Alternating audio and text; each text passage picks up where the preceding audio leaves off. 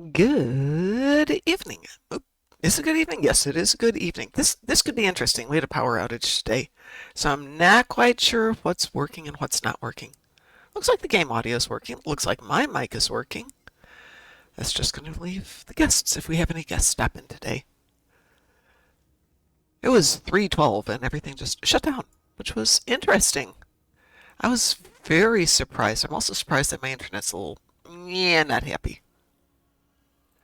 Let's see if we can maybe make this work. Huh. Maybe, maybe not. Oh, nope, that's not working. Hang on, we're gonna try this all over again. Give me a sec here.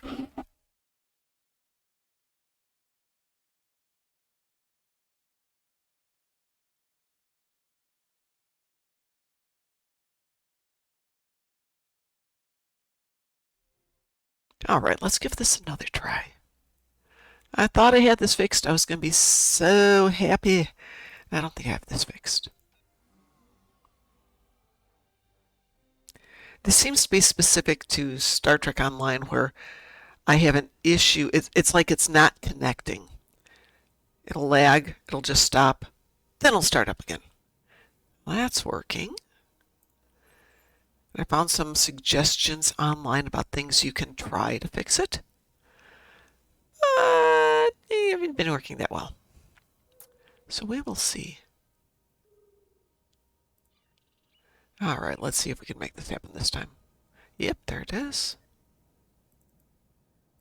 There that is. Okay, fingers are crossed. Let's see if it all works. Yes, more things I don't want, but I'll take that. Go, and there, and yay! So it is a KDF Klingon Recruit event. And I don't think I ever finished with all the stuff I need to do on this tune. Okay, looks like I got those. Ooh, what do I have left?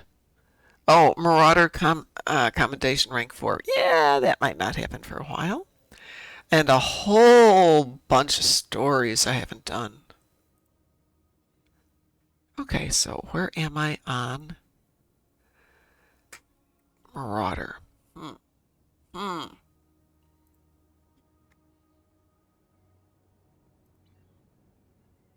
Where I want to go? Yeah. Nope, not where I want to go. I want to go into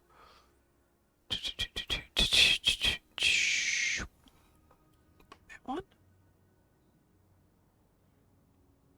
Dang, I do this so rarely looking for this stuff.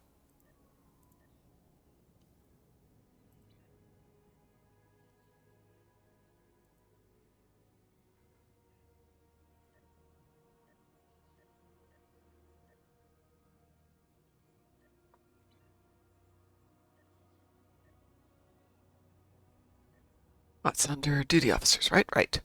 All right, let's see. There we go.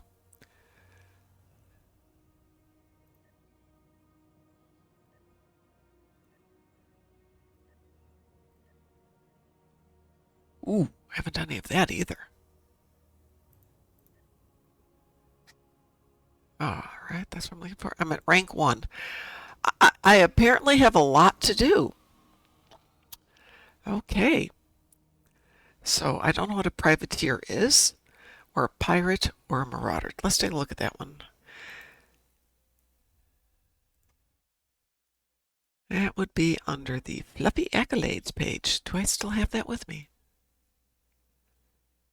No, because that's not actually that. That is... Fluffy, where are you?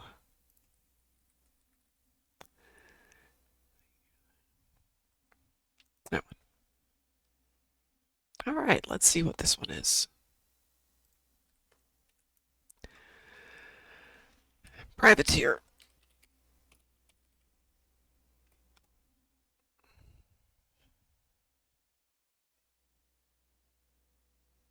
Privateer is killing 20 Nausicaan ships. Okay. A pirate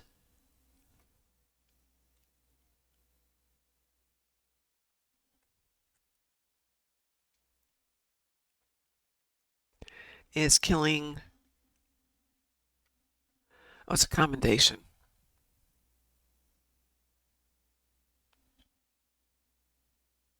Is there another one on there? Oh, there's 11 of them on there.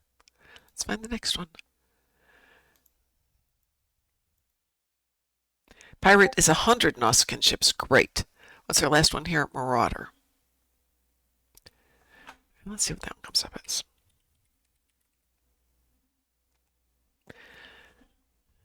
Oh. Okay.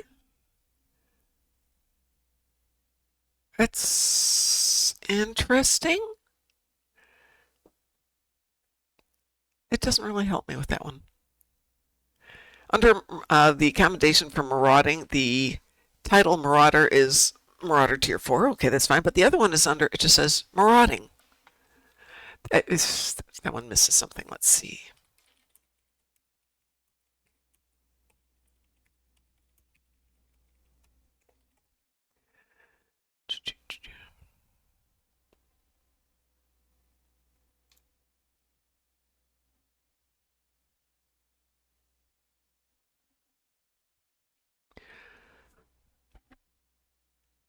Okay, it really doesn't help.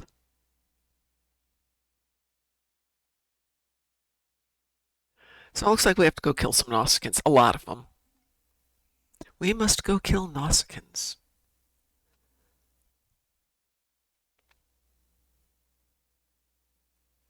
Hmm. Hmm. Hmm. Hmm. Okay, 100,000 commendation XP required. Ooh, let's go for it. 15,000 commendation for that for the next level. Or is that for level 1? No. Okay, I guess we have some marauding to do.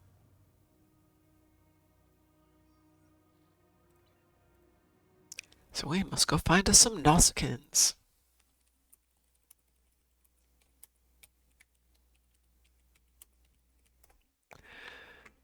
Play it. No, that's not the one I want.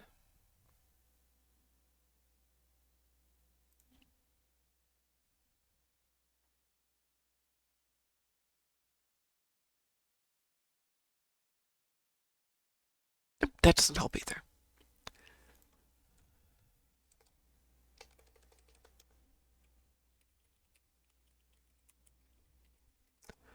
We'll go for Nausicaan patrols.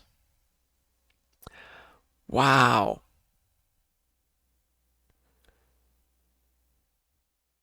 Sarda and Vesper, but I don't know if those are missions. Yep, Sarda and Vesper. Okay. We got us something to do.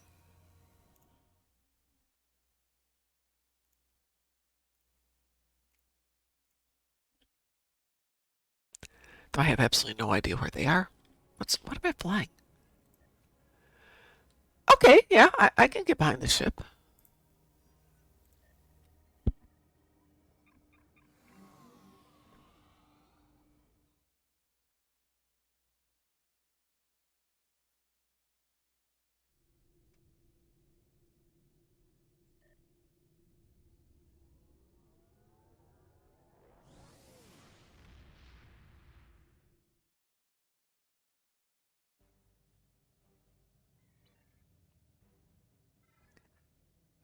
Right. What did I say? Sarda and Vesper.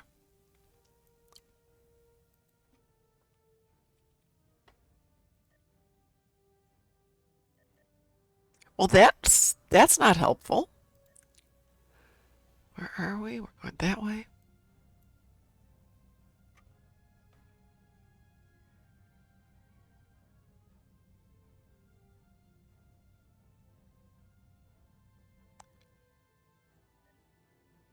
Oh, that's even worse. Well, in theory, it's somewhere this way. There it is. The Sarda system is right there. Oh, near Pavo. Near the briar patch. Now let's hit the gas pedal. I wonder if these are one-offs. You can only do the patrol once.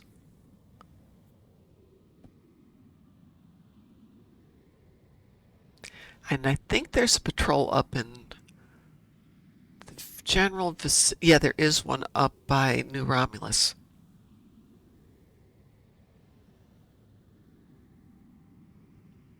Ninth Rule, I think, has a few also.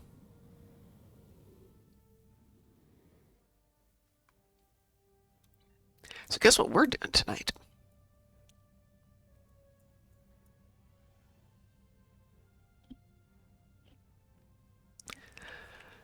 Okay, let's see. Ooh, maybe there isn't a patrol here anymore.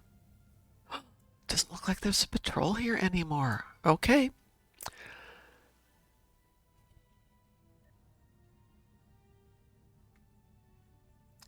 Let's see if we get lucky with the ninth rule. Get us some Nausicaans there.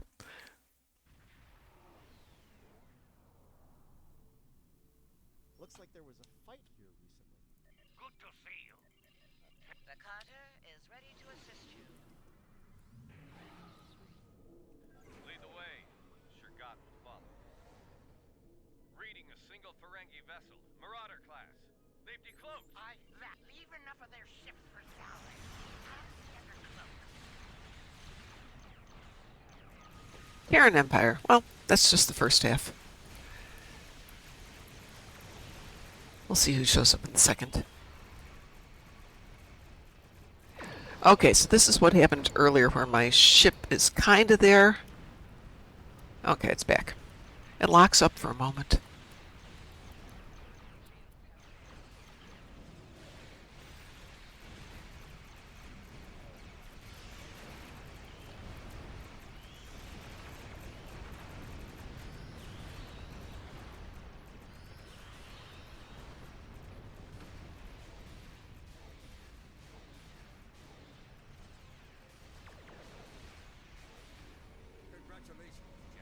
Well, yay.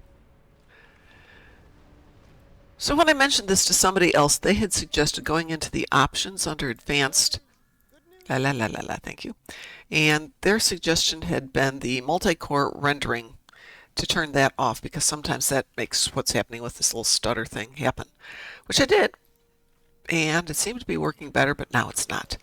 But it's only with Star Trek. Play Space Marines, which sucks up even more speed or more power from my computer than this does. It's fine. Go figure. Oh, that looks very Nausicaan-ish. Does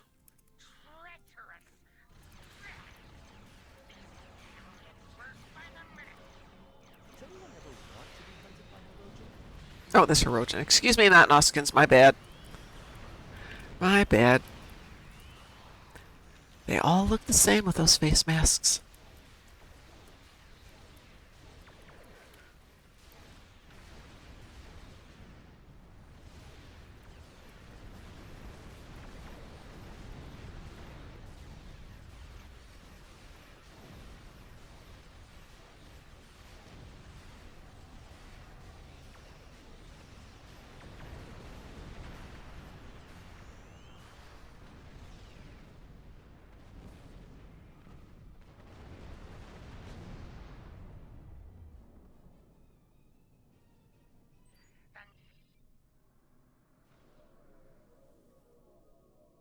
There we go.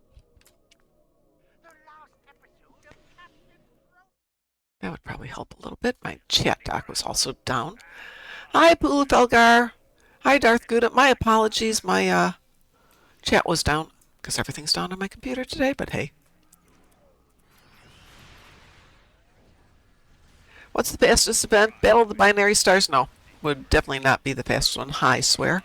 I'm going to say if you get a good team, it's going to be to hell with honor. Good team can wipe out everything fast. If you have a pug, it would definitely be Starbase 1. Battle of the Binary Stars is, it's not time gated, but you have a time gate section, then you have to get, what is it, the 60 pods, and if you don't have people paying attention, it takes a long time.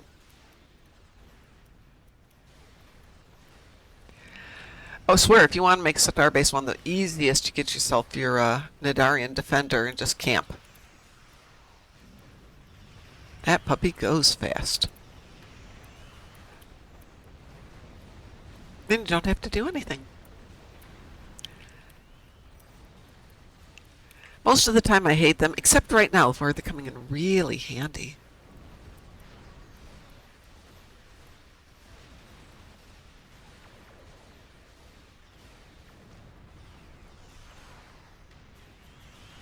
I just realized that Project Hail Mary comes out either tonight or tomorrow, or maybe it was last night. I saw some preliminary reviews, but you know how reviewers get to see things early? And it's getting nothing but praise. You still have to move, otherwise you get an AFK penalty. Thank you. You can just spawn camp with the Nadarian.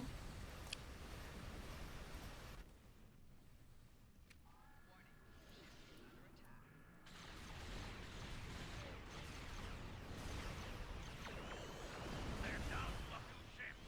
Keep up the pressure.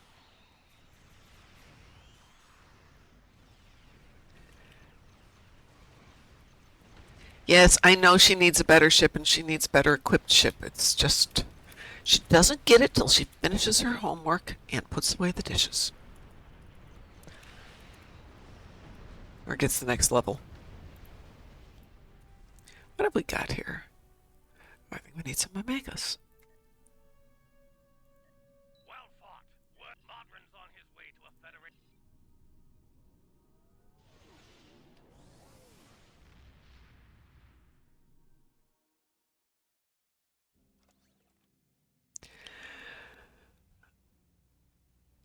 What fleet project do you have, Swear? And for which, for that matter,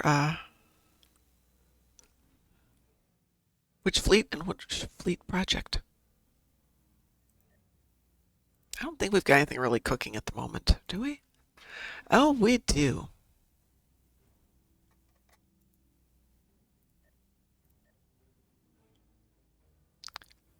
Ah, load something up here that's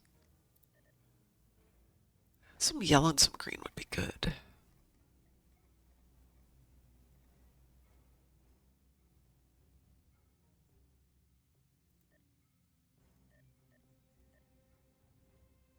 That's better. There we go.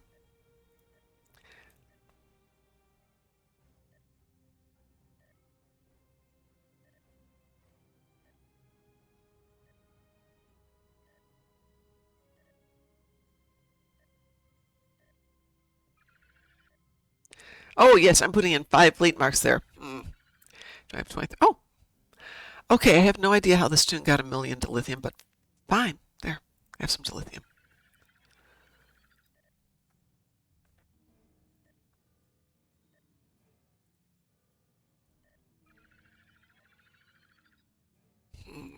No, we aren't giving away that much.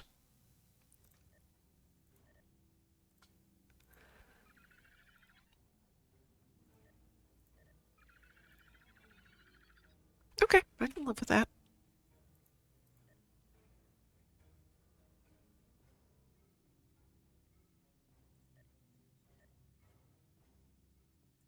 There.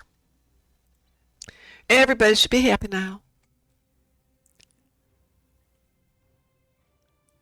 I figure that's what you meant, Swear. Speaking of people being down, I must check on the invalids and see if they're feeling any better. Nope. I guess everybody's still sick. I have friends who have got colds and flu stuff. And we are supposed to go out on tomorrow night. We will see if that's going to happen. Oh, I didn't mean to do that. So, Nausicaans. Where am I going to get me some Nausicaan ships?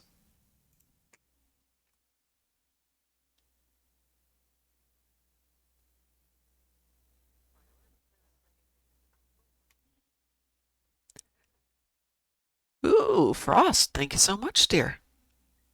Appreciate that. Let's see, this lean system. Okay, let's see if this lean system is one that we can do looking for Nausicaans. You do exist. It is a good thing. Celine. Why do we have wonderful names like Celine?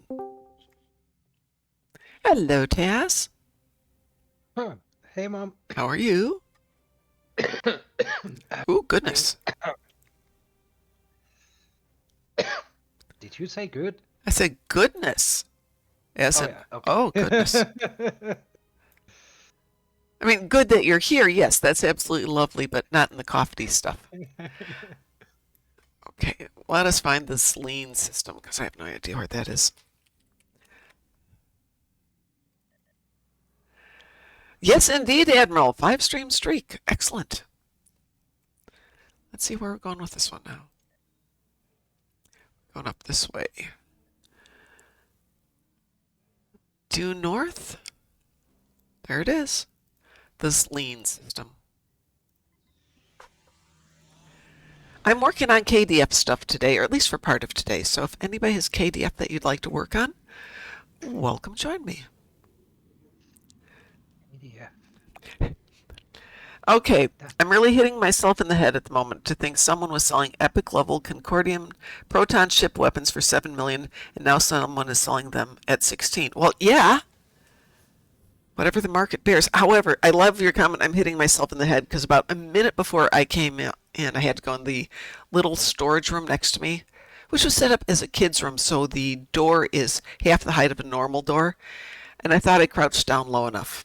I did not. And we can't do this lean system either. Okay. Yeah, there was that awesome moment of, am I doing class or doing the show today? Because maybe I just gave myself a concussion, but I guess not. You gave yourself a concussion. Well, apparently not, but I smacked myself so hard in the head that things were rattling and rolling for a moment. And it's still quite sore, but it's not bleeding, so I'm assuming How I'm did you fine. manage to smack your head?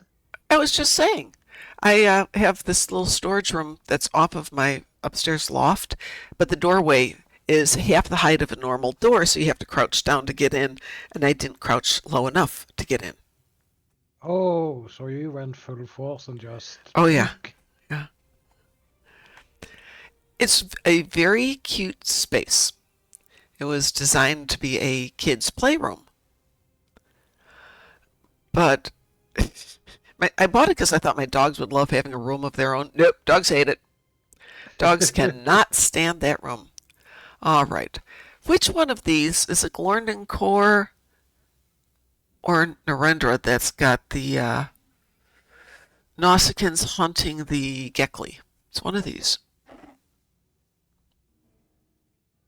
Let's try Glorndon Core. Yes, I'm fine, Admiral. It's not the first time I've cracked my noggin. Won't be the last time. I hope. I'm just saying, I have an excuse for bonking my noggins and stuff. Yeah? What's your excuse? My excuse is I was being stupid. Ah. No, at the moment, it's just a storage room while I'm trying to figure out. I've been here over 2 years and I still haven't finished unpacking. And it's like, I'm going to unpack, but I have to do something first. And before I unpack that, I need to paint the walls. So to paint the walls, I have to take everything down. I have to patch the holes, spackle the holes, let the spackle dry, sand it, go. It's not really well done. It's not pretty and smooth. Have to do it again. Blah, blah, blah, blah, blah. So there's always a reason not to finish a project until I come up to a deadline. When I have the deadlines, it's like, yes, we will now finish the project. Is there any place? Am I doing KDF recruitment event today? I can do the event if you mean the dailies. Yeah. At the moment, I'm trying to find Nausicaan ships so I can work on my KDF's level 4 reputation for Marauder, because she's only at level 1 in a quarter-ish. But it's killing Nausicaans, and you know what? We don't have a lot of Nausicaans in this game to kill. And I can't remember which one of these it is that's got the Gekli, because there's one where you have to shoot down ships and save the Gekli. And it's going to take me a while. But Cat and Box, if you want to do the event and we can do some stuff, or if you want to work on anything else for KDF recruitment, we can do that too. We don't play a lot of KDF.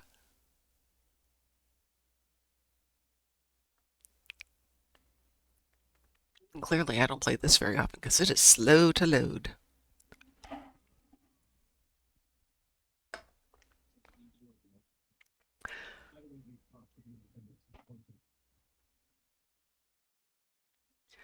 I opened a bunch of boxes, and I think on one of my tunes we've got some of the proton weapons, but not 100%. Though if they're going for 16, I better get them out, upgrade them, and put them on the market. This is like your third time playing this game, right? Yeah. Only the third. Kind of new to this one. Let's see, what have we got here? Yeah, this is the Gekly one. Okay. There are the Gekly. Herd the Gekly away from the planet. Heard of Gekly? Yeah, I've heard of Gekly. Come on, over here. Over to the highway. No, no, no, no, no. No, these are Herodians again. Which one has got Nausicaans?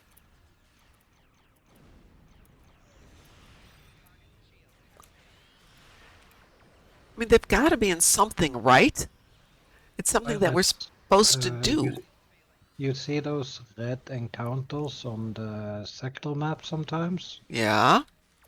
Find one of them that is pirate incursion and you will get a lot of Nausicaans. I would like to make it a little bit on the I will go there and do them more often thing. I want this game to cater to my every whim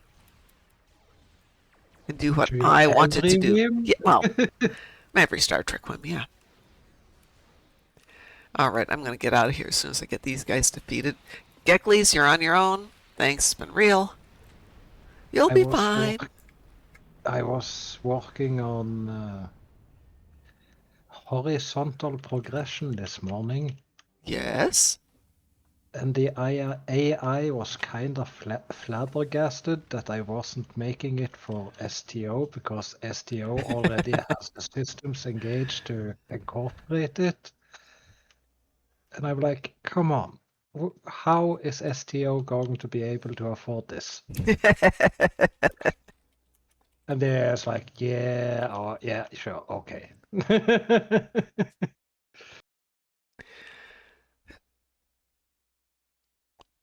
Horizontal progression is a system that can revitalize almost every old MMO because vertical progression is the biggest problem because you keep going up and up and up and up and up and it's making everything irrelevant.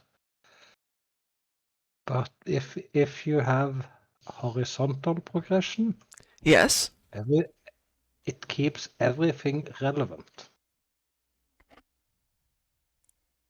And that's, yeah, no MMO has that kind of progression style. So it's kind of interesting. If I manage to complete it, it might be worth a lot. All right, apparently it is Japori that has got Nausicaans. I should have known that one. Let's see if I got any better toys I can stick on the ship.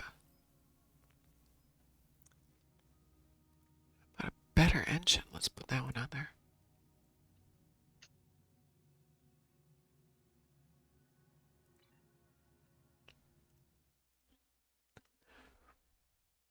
No, no, not Djibouti. Oh, I forgot to send Chris a list of Creedence Clearwater songs. I was listening to jazz today.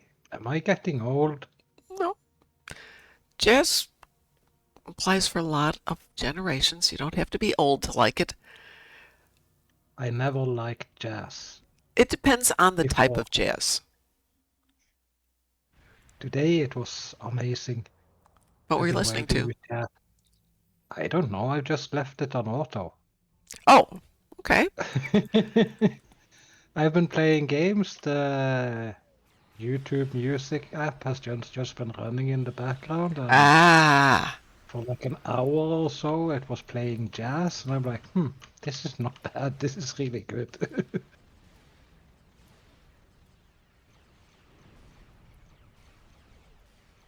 But I cannot remember what they're called. What the group was? Yeah.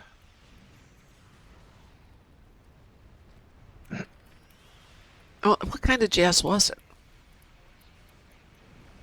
That's easy to explain. I'm not. Oh, soft jazz, where it's kind of mellow and pleasant in the background type jazz? Was it Mm, Dixieland? Was it? well, that sounded kinda. It was kinda melted with electronica, so Okay. for me that was kinda amazing. Do you know Chuck Mangione? Or No. the late great? His music is amazing. Was amazing. Especially if you can find the album Chase the Clouds Away. I think that was his biggest seller, but he's got a couple others that are really excellent. 1970s, I think. Hello, Great. what's the hell? How are you doing? What are you doing there? I'm trying to get Nausicaans because in order to get my KDF thing done, one thing I need is level 4 in marauding. And while part of that is done through commendations, a lot of it is because to get some of the commendations, you have to kill 100 Nausicaan ships, which apparently I have not killed 100 Nausicaan ships.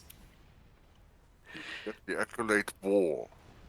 The accolade is privateer. Oh, Is 20 Nausicaan ships.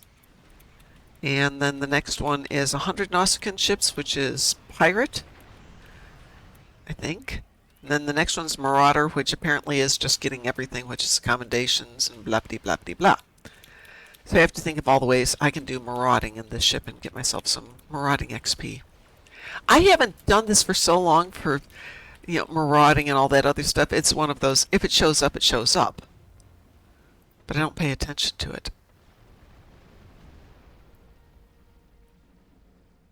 I didn't pay attention to it when I had my last Klingon Delta recruit. Well, this one's in the That Klingon just recruitment. eventually came along. Right, exactly. It'll eventually come along, but I don't play this tune, so I probably should play this tune.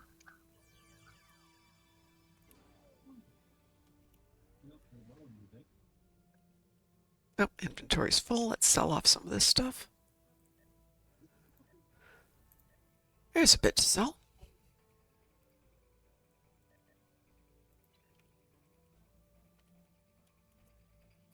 But I am game if anybody else wants to work on anything. I have a Klingon recruit. Well, why don't we team up and work on it? I did work on it. That Klingon recruit is like 4 years old. Well, so is this one's at least 4 years old, if not older.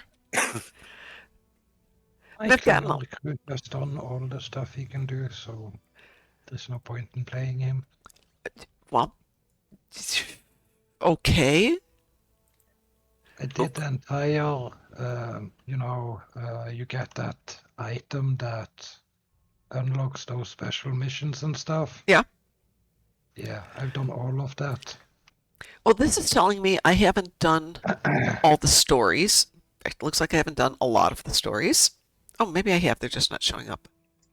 That's what I started with. Because you need all those locations in all the stories.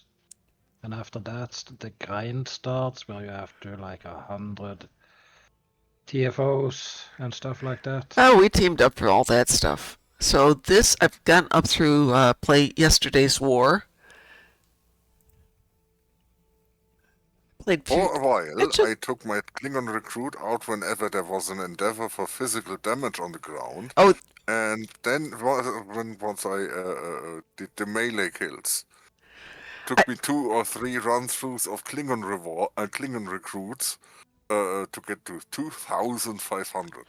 we did it we did it so fast, relatively fast. We did it maybe 2 hours. If you go to Partisans and you go to the section Yeah. where you are in the arena, don't close the consoles. It will continue to just spawn and spawn and spawn Just and spawn. stay there and be done. In what mom said, 2 hours you'll be done. Yeah. And we had a bunch of people down there, so everybody took one section. So we had somebody doing the white creatures that I can't remember, the ape creatures, and Oh, somebody had Mugato. the Mugatu. Yes, I had taken the D1 arthropods, and I think the third ones might have been Targ. So somebody had taken that, and we're all just in our sections, whackety whackety whackety whackety whack, getting done with it. So, Apulu, if you get a second Klingon recruit, do they all have to do this stuff, or does it carry over? So if I start another Klingon recruit right now, does he have to do all of this stuff? No, when you activate the transponder beacon, He can just go and claim it from what's his name? yeah. Okay, Yeah. thank goodness. Whew! Whee oh whee! Thank I goodness for that. started one of every Delta Quadrant Mhm. recruit, and when I did this story missions on the first one and logged on to the other one to start, and I saw it was completed, it was like, oh my god, yes! It's Yes, fun! I can Yes. delete the other two! Yeah. No, I totally get that. So what shall we do then, good people? You have some stories to play through, I apparently. do have Then stories to let's play do that. through. Let's see. Your transponder is telling you still need to do them. That's interesting. But you can go up to Daniels and claim this stuff, or it's not Daniels, whoever it is. You know who I'm talking about.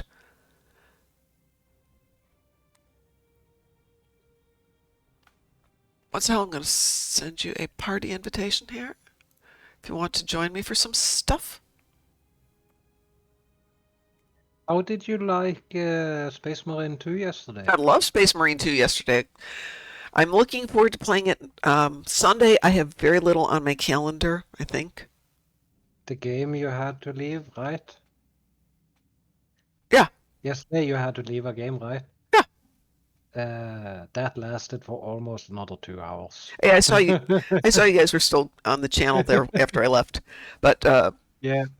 yeah, I got my stuff done, got the dogs taken care of, worked on a few little projects. Apulu, do you want to join us for doing some Klingon stuff? I don't know what you need to do.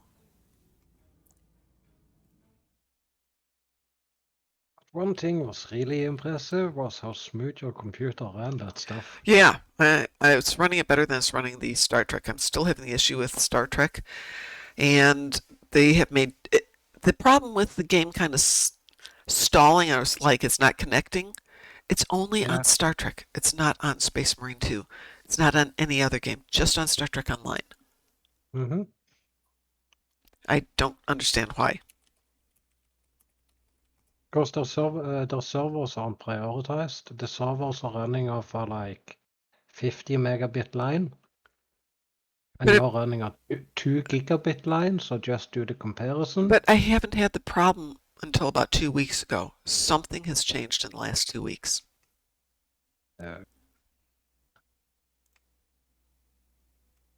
Then maybe it's not the lag problem you're detecting. I do not know what I'm running into for issues. Let's see. Just remember, a lot of problems can be between your ISP and the bugs in the ground, right? Yeah, okay. Yeah, it's just weird that it's only happening on Star Trek. That's why I keep thinking, yeah, maybe if when they did that upgrade and fixed a lot of the other server issues, Do they you didn't know fix where my the server servers- issues. Where their servers are located now? No, I don't.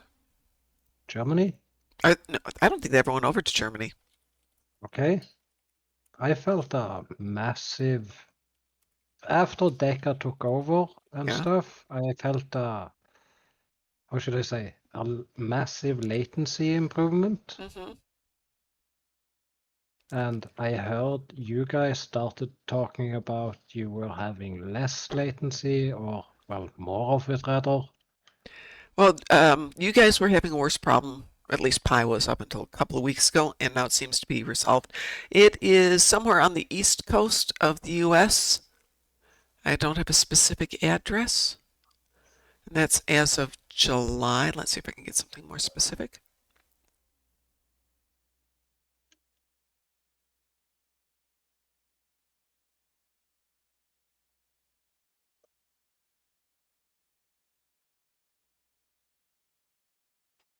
Yeah, I'm not seeing that there's a specific location for it other than the East Coast. And it hasn't changed.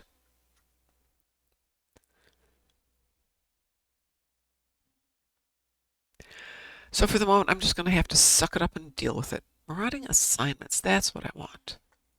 Oh.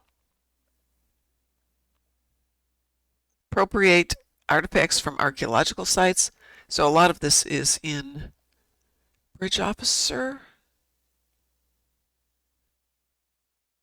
Yeah. Okay, so I have to find some projects to do. Somebody sent me a message. Oh, it's me now announcing that we're going live. Little bit of delayed action. We'll have to dance with Drunken Heretic first. Do the dance.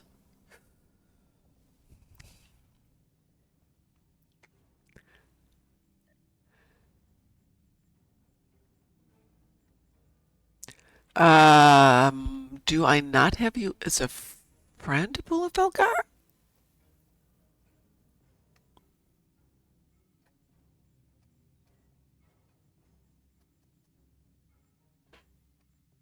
I do not see you. This is my main account.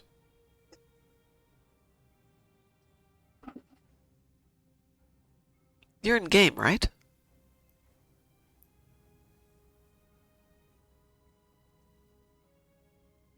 You're... Is it an alt account?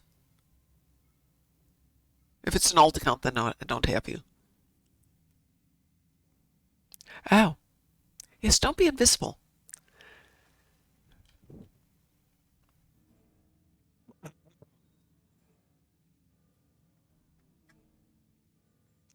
me turn that off since sometimes that doesn't refresh. There you are. Helen Mirren. Yeah, there you go. That is good. Helen Mirren's with us. All right, so we have, let's see, episodes to run. What do you need to run a Bulafelgar to complete yours? That's not what I want. That's what I want. Ooh, how nice is that? I've got marauding stuff right up on the top here. Yay!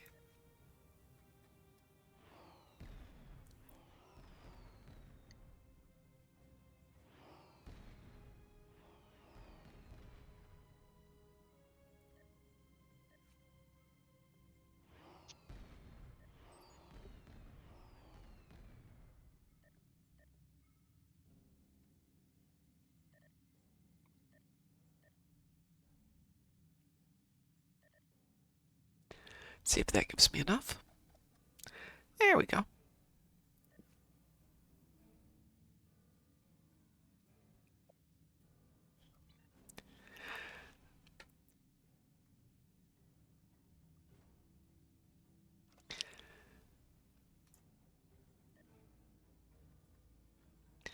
So according to this, let's see if I've done that one. I've done that one. Done that one. Done that one. I need to do Delta. Oh God, no, we are not doing Delta Quadrant. Ugh. Well, I mean, no. How about yesterday's war? I think there's some in there we can play as a team.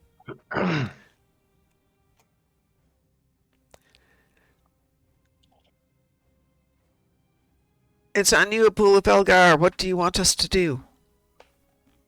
It doesn't matter. We can do yesterday's war. I think my last. This character is in Cardassian struggle, but Okay. Is Cardassian struggle? but doesn't matter. Well, where are you at in Cardassian struggle? I mean, we can certainly finish that with you if you'd like. No, it would have to start it. First episode. Oh, okay. Well, still a good one. Yesterday's War. But Temporal Ambassador is a solo one, I do believe. Yes. Yeah, that one's solo, so I'm going to skip that one. Come back to it. Next one is Once and Future Agent. I think that's just a visit one. And then we go to Core of the Matter.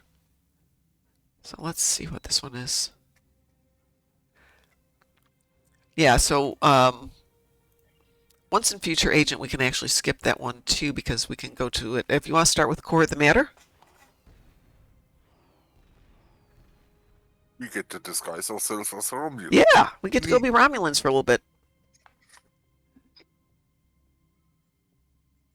We've detected significant. Stay safe out there. Do we all have to launch it, or just one Well, person? let me share it with everybody, so, unless you've all got it already. I don't. Well, I'm sharing it with you now. Mhm. And I believe we all have to launch it, yes. I'm just running it on normal.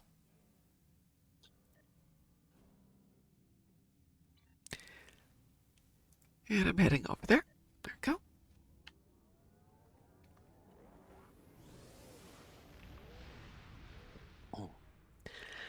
For those of you joining us tomorrow, we're going to be watching the last 3 episodes of Starfleet Academy, followed by what I'm sure is going to be a lively discussion.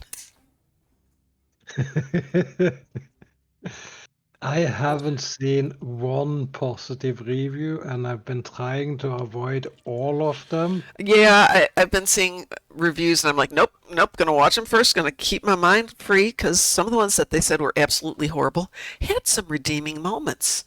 And some of the Yes, ones that yes.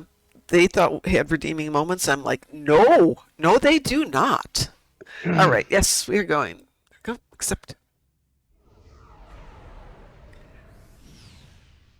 This isn't the one where we get to go around the planet and slingshot into the past, is it?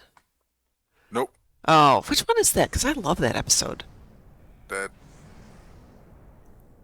somewhere in the Klingon thing. Yeah, Planet because Killer? no, it's not the Planet Killer one. I don't think it's one where we go back into the past, Thank you. but not yesterday's. Whichever one is yesterday's war. The one that's earlier in this, or is it later? Yeah, don't we go down to the planet? Yeah, we're gonna go pretend down to be to. Romulans, and then come Yep, back up and that's this go one. Yeah. Planet Killer? Ooh, and then we go to some Vorgon ones. Oh, and we wind up with doing the Sela episode, which has got very nice ground gear, to be honest. Oh, you're right. There is a Doomsday Machine here. That's right. Right. I completely forgot about the Doomsday Machine here. Tall Shi'ar vessel. Cease all.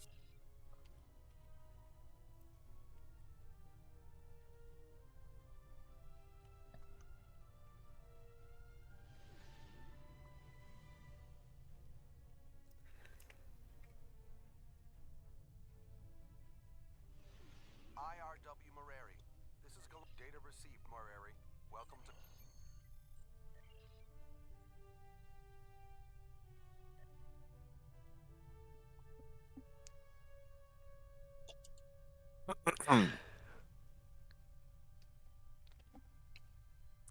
I can't speak for anybody else, but every now and then when I'm reading something and there's a letter or a word somewhere near that, my eyes will substitute letters into the ones that are there. So where it says waiting on team, I read it as waiting on the team, like it's Chicago.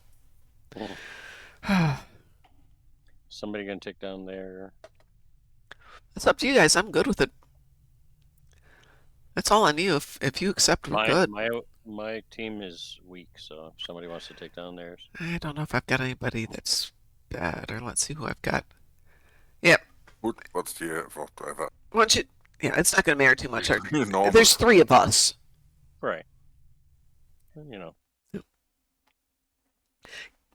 It's not dyslexia as much as it's puzzle solving. My brain likes to create the puzzle.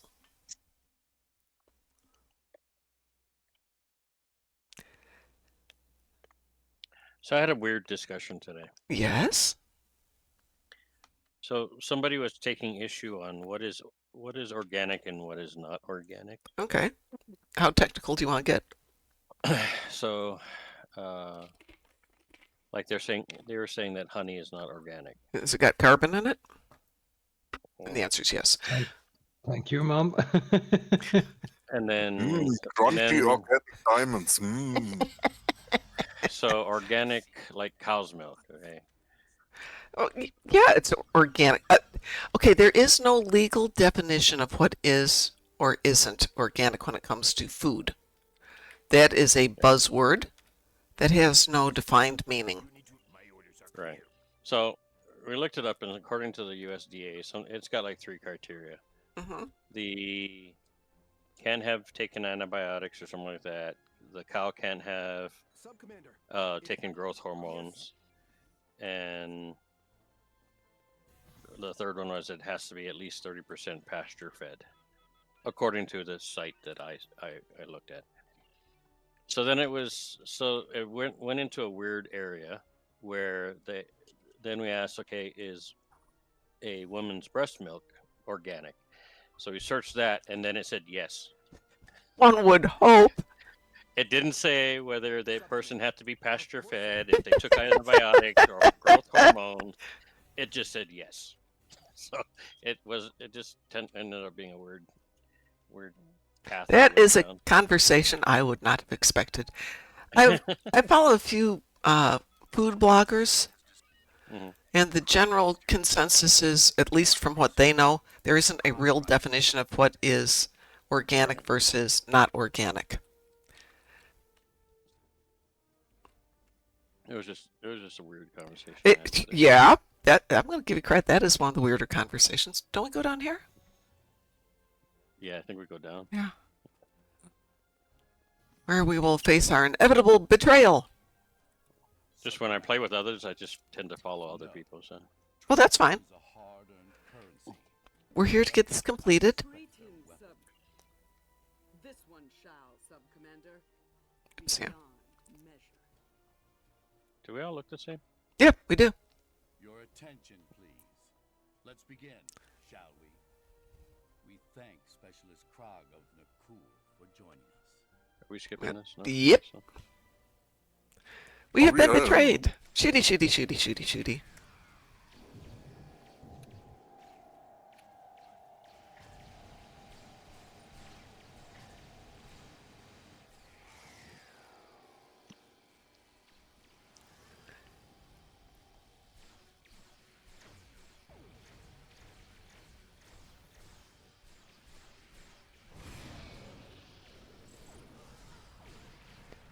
One of us needs to go in and do whatever we have to do, and the rest of us can defend the doorway. I know you were very nice to me just a moment ago, but I'm still obliged to shoot you. I apologize. Will we there? I go in. Okay. I think. Go ahead. We'll watch the door for you.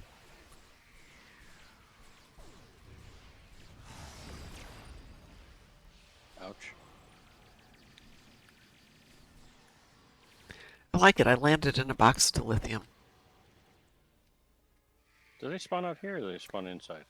What, the bad guys? They're out here. I thought they spawned out here. They do. Unless you let them in. Boop, boop, beep, boop.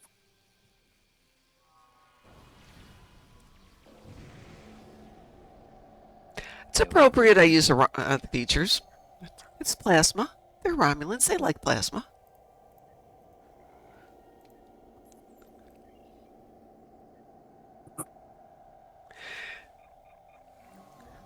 WC, good evening! Apparently Romulans were big fans of international modern style of architecture. Yeah, they were indeed. It's one of those moments where the Star Trek architecture is so 1960s.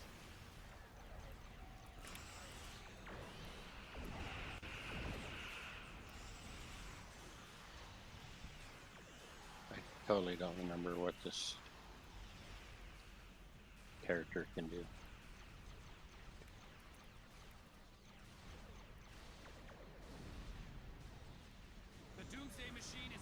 I'm gonna just spam pushing buttons.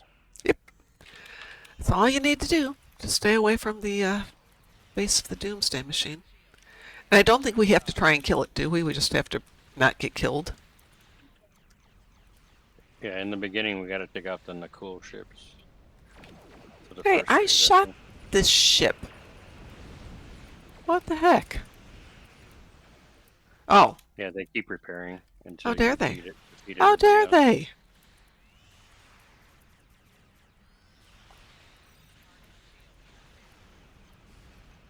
Targeting us again. We need to move.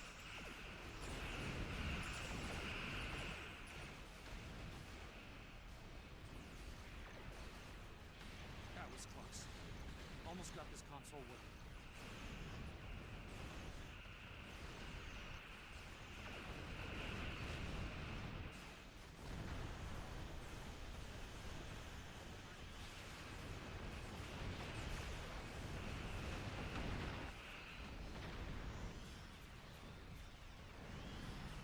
This ship turns really slow. Yeah.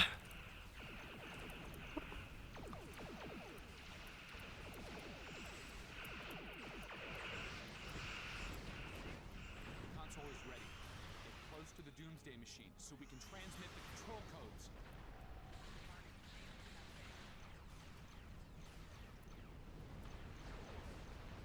Well, apparently we got close without being close. Activating shutdown protocol. As we look Right. right down its nose. Yeah. Something is wrong. It's not working. Romulan attack wave. Fire torpedoes into that thing's maw. Firing indiscriminately. All ships, protect the planet from that machine at all costs. Keep it up. It's only a matter of time before that thing destroys the planet. All ships, destroy the Doomsday weapon and the cool ships. Now!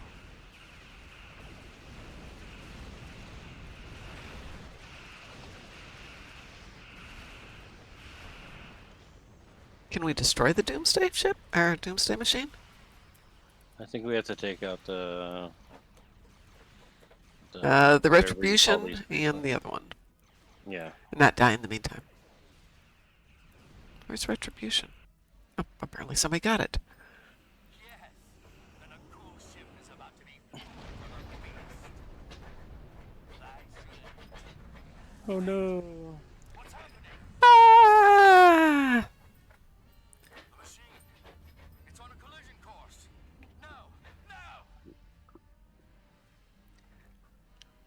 You play stupid games, you win stupid prizes. Mm-hmm.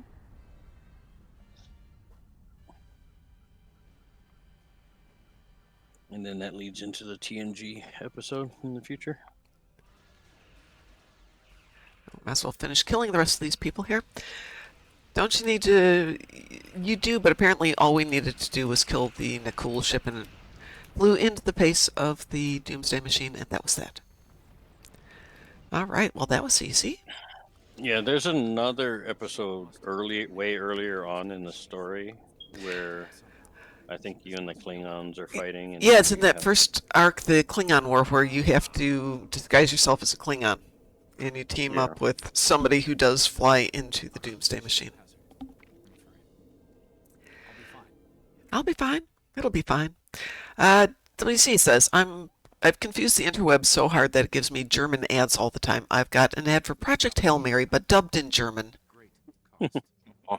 Clearly, the Nakul and their leader, this envoy. Which I'm hoping to see this weekend. I was going to go see it There's tomorrow, but we're going to abuse ourselves and watch Starfleet Academy instead. reverse system. What was that one show? Scientist named Cal. Do you have any questions? I've never watched the series, but I saw a clip of it where the guy did a German knock knock joke. A German knock-knock. Okay. I don't know. Oh.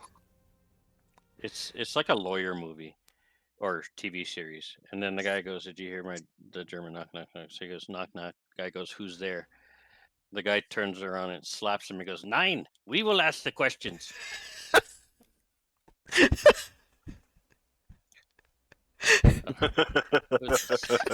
I don't know why it reminded me of that joke.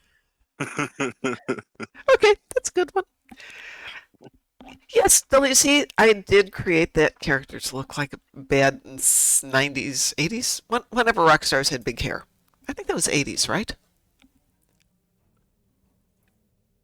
It wasn't 70s. Big hair. Yeah, I'm going to say it was either 80s or 90s. 90s, I think it was weird hair. Big hair is 80s. All right, so we've got the next episode, Vorgon Conclusions. Love. Got a transwarp over there.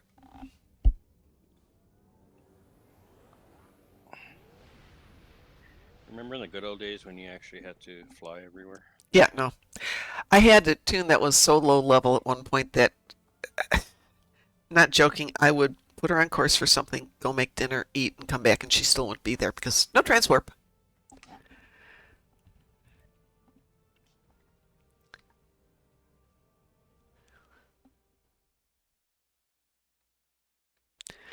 Nowadays, we could do that all right quick. Now it's just beep, Do we're the there. transwarp coils actually still work? Yeah, if you've got them, yeah.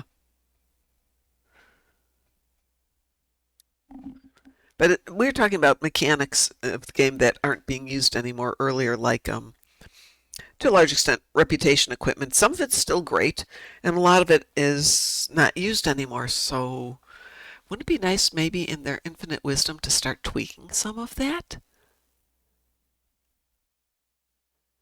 Maybe we get rid of the plasma flamethrowers that really don't work very well because we now have things like Rain of Fire, which is just lovely. Particularly with new characters who don't get the dilithium handed out, the dilithium ore handed out, but rather as a reputation bonus. Give me 1 second. Delisi has sent me something. I don't think you guys can hear this. Can you hear that? No. What? Okay. There used to be I'll be that, right there. that story where the angel is sent down and he goes to the French and says to them, I've got some commandments. And the French say, well, give me an example. If I were to show this, thou shalt not commit put adultery. the He said, "I'm clip not in your interested, go away." Discord, where would it And go? goes off then to the I'm sorry, Germans and says, look, say that again? If I were to put that knock knock joke thing in your stuff, where would it go? YouTube uploads? No, unless you wanted to upload it. Do you just want to have everybody enjoy it?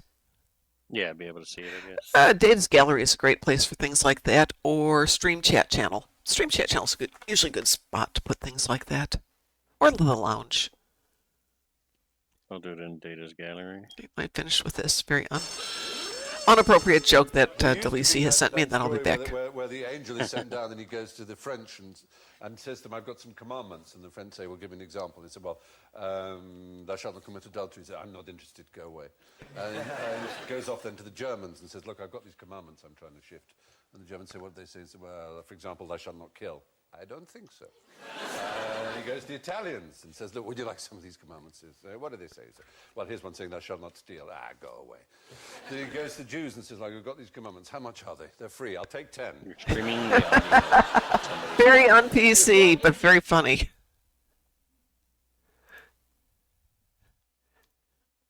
Okay, 1 second. I'll be back in the game here. There we go, and I'm back. I'm streaming the audio. You guys heard it? I didn't, Nope. because I have the stream down. Okay. I'm in Discord. Well, if I violated any copyrights, my bad.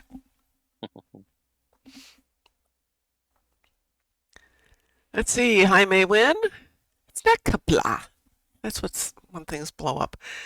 Why did I suddenly see this as a terrible Klingon informational? Does your gach turn your Kapla into Kabla?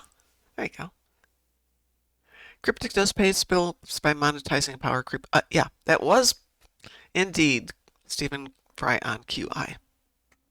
All right, let us do this thing, even though you guys were already there.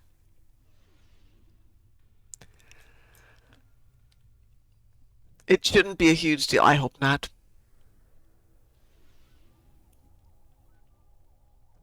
But it's easy enough because a lot of times when they do that, they'll let you go back and just clip the audio for that 30 seconds.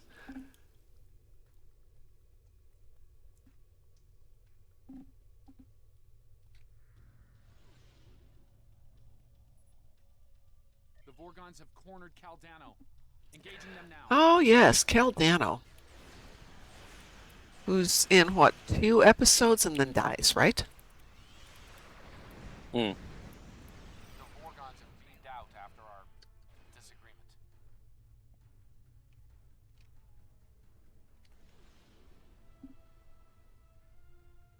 Caldano's safe. My name. For now. We're ready to beam up.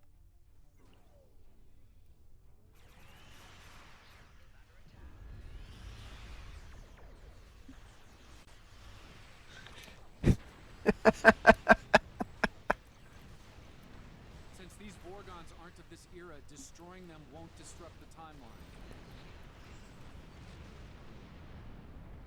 Are you sure about that, Daniels? Yeah. Thanks for narrating a continuity question. Caldano must.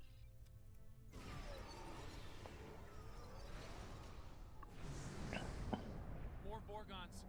We need to cover. So if Kelsey's a name. Vorgon from another timeline went back and, let's say, assassinated Lincoln, that wouldn't affect the timeline? Oh, that is a good point. Vorgon's busy a bit longer. Might not affect their timeline, but You made it. Then we wouldn't have Lincoln's hand axe. then we wouldn't have the presidential hand axe. I would be very upset. That is such a good weapon. More importantly, we wouldn't have had Lincoln versus vampires. Yeah! From whence we get the presidential hand axe. So Nathan Fillion and Alan Tudyk were on dropping names with Johnny and Brent, and they were talking about when I think it was Alan Tudyk was in Abraham Lincoln Vampire Hunter. And I, of course, had to go into nerd mode in the comments, go, hey, speaking of a tie-in to Star Trek, I described the fact that the animation from the hand axe is stolen directly from the movie. It's just so nice. And I'm sure somebody's like, nerd. Nerd! Right.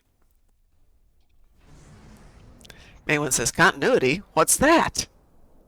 I was like, how are they going to bring back Firefly? And then come to find out it's going to be animated. I was like, okay, that's how they're going to do Yep. Yeah, there's no way. What? They're animating It's, Firefly? yeah, they're doing an animation. I mean, Wash is dead.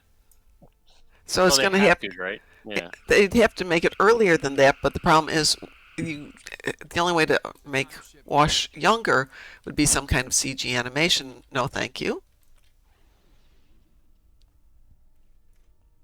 I mean, well, everybody looks quite a bit different, right? Right, but you could say You'd have to everybody. put it in the future. Yeah, that's fine. You could do that. Yeah. But then how would Wash be in it? Right, exactly. So the only way would be to make it younger, and then you'd have to make everybody younger. Right. But they decided to animate. Oh, Which- that's a cool. Not quite the effect. same, but I'll take it. Yeah, I mean, it's got the same actors, got good writers, they've got everybody's okay for it. Now they just have to get a production house. No, they've got the animation house, got the actors, got the blessing, got a story. Now they just need what? Distribution. They are old, yeah.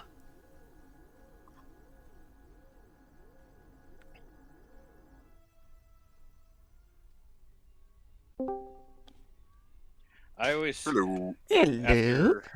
after Firefly, I was like, man, I wish I was like filthy rich, and then I would make them remake Firefly. The only, I would front the bills and all that. The only condition is they can't kill Wash. Yeah, no, that. We get all the way through that movie, and it's in the last 10 minutes, and it's like, no, no. How does a reaver clean their lands? They run them through the wash. Oh. Wow, really? That's Too almost soon, man, better. too soon. Man, it hurt watching that movie, and I'd already seen it a couple of times, but they had it at the theaters recently, and I went back, and I know he's going to die, and it still hurts. Right. Which is weird because I was a little bit more okay with There's a Vulcan rescue team on its way to Book. Yeah. But Wash was like, you pains in the butts. What? Book. Well, killing off Book actually kind of helped them in the long run because Book's not around anymore. Yeah. Well, he's in the animated one, isn't he? No, he's Pat. The man I passed thought away. they had his face on there, though. In fact, I'm sure they had his Did face they? on there. They might Oh. have somebody else voice him. I don't know. And maybe that was just a in memoriam type face there. Yeah. Because he wasn't when they did the live announcement, but they had a still. And maybe it was an old still of everybody together.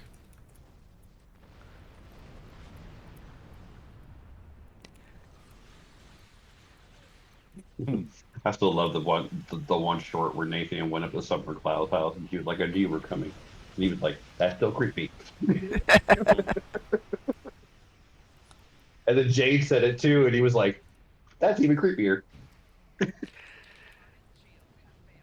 I love the dialogue in Firefly because they had their own patterns of speech, they had their own phrases and stuff that was definitely not modern English, American English, anything like that. It was all unique to the time period. Or, No, you that know, was very Western. it was So very Western. I bought a couple T-shirts, different colors, that say "I aim to misbehave." It's a quote from that. I have one that says, all gave some gave all. Which is a Jane t-shirt, but that was my husband's favorite shirt. I don't know if I still have it. Man, they call Jane. And that one was funny. No, this Yeah. is what going or crazy must feel like, or something like that. Was a doctor's line? Yep. WC says, we Merlin fans have that with the final episode every single time. Yeah. Hey, I can't even watch, the movie Babe anymore. I just lose it. It says nobody dies there that we know of. It still gets me. Babe. Yeah, the one about the pig.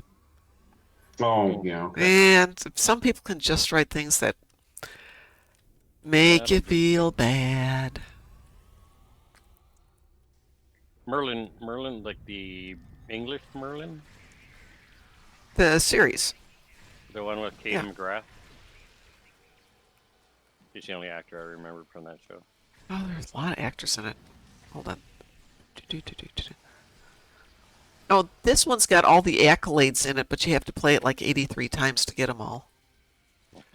Wasn't Sam Neill in Merlin? That's interesting. The reason why they have Wash in the new animated series, is because it's set between Firefly and Serenity. Right. Yeah, I mean they had to have done that. Yeah. It's not going to be Or before. Disavow all of Serenity. It's not going to be before, and it's certainly not going to be after. Right. Well, they could just disavow all Serenity, like several shows have done. Yeah, but actually Serenity was... You can ignore the last 10 minutes of it and yeah, there we go. just keep on talking without missing a beat. Yeah. People will not complain. No. Sam Neill's there's different. a lot of contact in between. I mean, content that could have been had if the series kept going. So they have a lot that they could animate. Because they had to do a quick ending for it, right? Yeah, well, it got canceled because Fox is full of poopy heads. I always told people, Firefly is the best series that ever was canceled before the first season ended. Yeah. Don't forget about Farscape. Farscape wasn't canceled before the first season ended. No, but at the end they got cancelled really hard, and it took really long time before they got the final movie, which explained the end of the plot. It did, but wasn't it at the very end where the boat's just empty? Or was there a follow-up after that? So it's kind of left in your brain what's going to happen at the very, very end. What do you mean? Aren't they sitting in a boat? What's his name? Crichton and... You haven't completed it. Oh, so there's more? There's something I haven't seen? Yes, there is more. Oh, how lovely. The Peacekeeper Wars was a two-part. The fans came together and made up the money so they could make a proper ending to it. Well, good You for have to us. see it. It's mind-blowing. Well, yeah, the Somebody Peacekeeper bring- Wars was a two-part series. Was a two-part Mhm. movie. Yeah, Oh. yeah. It's Mary got this. Check out made-for-TV movie. Okay. We're going this way. Sam Neill is a different Merlin. Yeah, it was a young British actor was actually Merlin. I can't think of anybody else big name that was in that show. Hey, the Merlin I remember is Nicol Williamson from Excalibur. That was a movie. Yeah. The one with the very young but still bald Patrick Stewart. Playing Sir Kay. Yeah. It's funny how young he is and yet he's still bald. Yeah.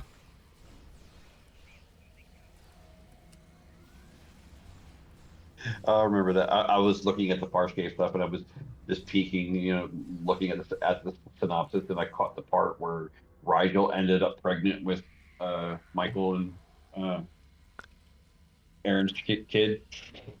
And he was more crabby than ever. Reports of a major strike led by the U.S. Reports of a major strike led Same one. Okay, let's find one of these. I want to say it's this one, but I always think they change. Oh. I think they stay the same. I think it's Okay. Well, somebody found it. I did. Hey. That would be me. Oh. Yeah. Would be multiple Here he peoples. comes to save the day. Quick, everybody else, what is that theme song? I didn't hear it. Here I come to save the day. You did well. However, the Mighty envoy Mouse? keeps It's the Mighty Mouse song, yeah. first the cool, now the war. I'm not old. We've been hearing a name. Oh, Dielectric Wow. Oscillate. No, we're going to go with that one. Wow. You don't have to be old, it's merely well-educated in trivia. Been conducting operations in other universes. Just watched a lot of cartoons when I was young. Yeah, absolutely. Hey, I remember Clutch Cargo. So Clutch Cargo That I was a cartoon done on the extremely cheap, so they didn't have animation. They would have just basically stills of one scene to the next scene to the next scene. But they did the mouth animation for the characters by having the actor speak into what looked like a megaphone, is the best description of it. It was completely black, but you could see the lips moving, and then they just laid that on top of the cartoon. So you'd have the still picture with these two like creepy lips talking at you as they did the dialogue. It was really weird. And we see that shit on YouTube now, as back then it was probably cutting edge. No, it was never cutting edge. It was garbage then. I mean, the mouth over. Yeah. The mouth part. Yeah, that was just desperation back at the time. Let's see. Clutch Cargo, American Animated Series. Yes, it, 1959.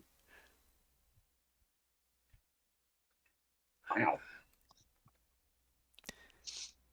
Oh, it's on Tubi. I was going to say it's older than me. It's not. It's younger than me. Oh, well. Synchrovox, that was the name of it. The technique for getting the lips being seen. Yeah, it's super, super weird, Delisi. I highly recommend it for weirdness. Let's see, Terminal Expanse. Let me share that with everybody if we haven't already shared it. I haven't. Everybody's got it. Let us do this thing. Did you look at the YouTube clip on the knock knock joke? No. Where'd you put it? Data's whatever. Give me a second here. You should be able to play it on stream. Let's see. We're going to give it a try. Yeah. Oh, first we get a commercial, of course. It's for Lutz's Crunch and Flavor. My Nazi knock knock joke, Nice. Louis? No. Knock knock. Who's there? We will ask the questions. What does it work? Get out of here. I just remembered another German joke, but then I remembered that is probably not appropriate for screen. Right. Yeah, most generally, if we're talking about them, they're not appropriate. So WC, it wasn't that it was technologically inferior, superior. It's something you can do dirt cheap, and this is when they're trying to make a cartoon that they could add to American television shows, or have as a brief TV show. I don't think any of them were more than like 6 or 7 minutes. So shows like Garfield Goose, Ray Rayner, I think even Bozo at one time would do a little bit of live studio stuff, and then they would do a short cartoon. My Nazi knock-knock joke. Who's there?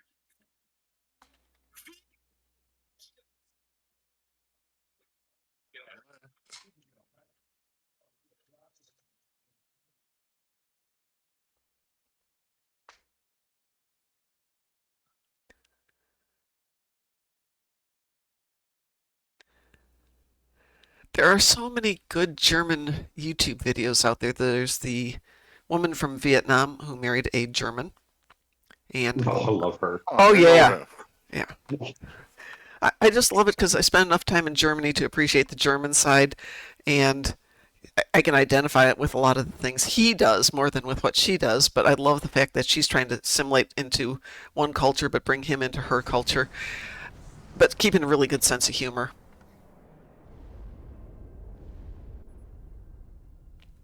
I will have to check that out, WC. I'm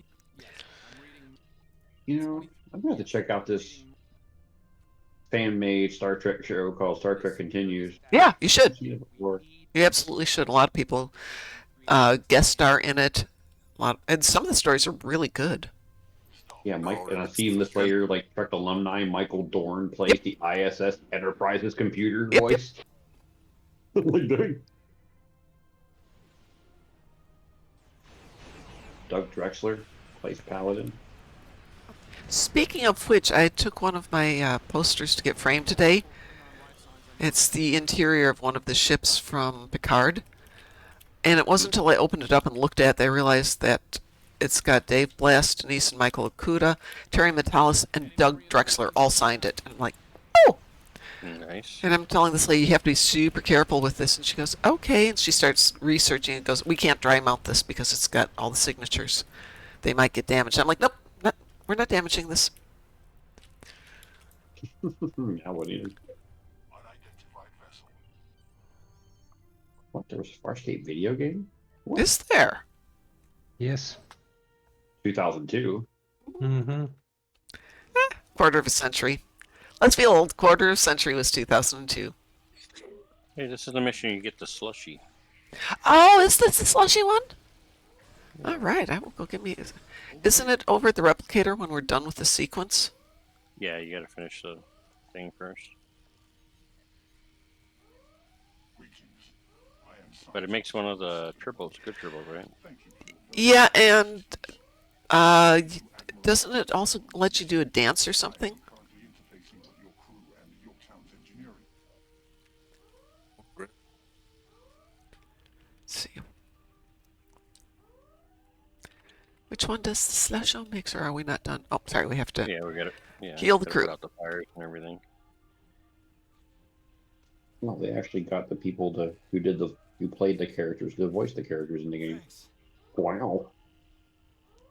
We could use some help putting out these fires. Why? Come over here after you put out the last fire. I hate pause the NPCs. So, where's the slushy machine? It's in the back.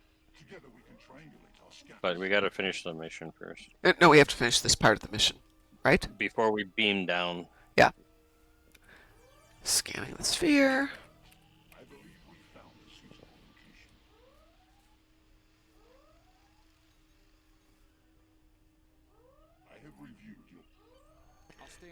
Okay, no, don't beam down. Get slush Don't beam mix down. first. Yeah. It's one of these. Yeah. Which one? This one here. Okay. Replicate refreshments, yes.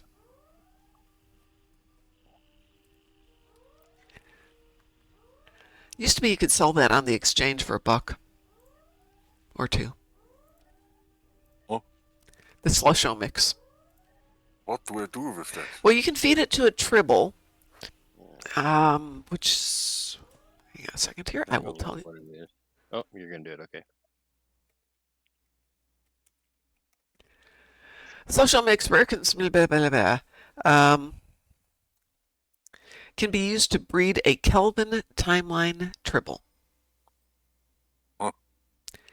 And I think you can also consume it. And I think for some tunes it lets you do a cute little dance. If you consume it, 72% hit points over 3.5 seconds. And then I forget what the triple does.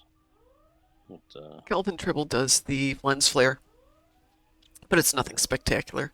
I don't think there's anything really that good with the Kelvin tribble. Wow. Google just suggested to me to rent Forbidden Planet. Oh, such a good movie. I was like, that was back when Leslie Nielsen had non-white hair. Yes, when Leslie Nielsen hadn't started doing his sense of humor. The first time I Been watched beamed that up. movie, I was like, that guy looks familiar. You know, I looked at him like, but you know, he's been white-haired for Ever. yeah. I think he had a premature white. Yeah, and he probably embraced it fully. Oh yeah, might as well. And if you're going there, might as well do it. Yeah, gonna do it. Might as well go all the way. Yeah, I'm tempted to rent this thing again. Oh, I should like.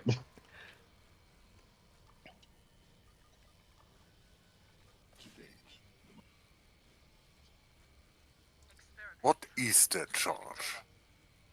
I had no idea the sphere builders were involved in so many alternate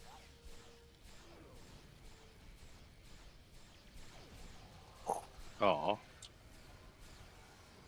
I fall down, go boom. Oh no, you okay? Need a band-aid? Kagan got me. That's what I pay him Hello for. Kitty or Teenage Mutant Ninja Turtles.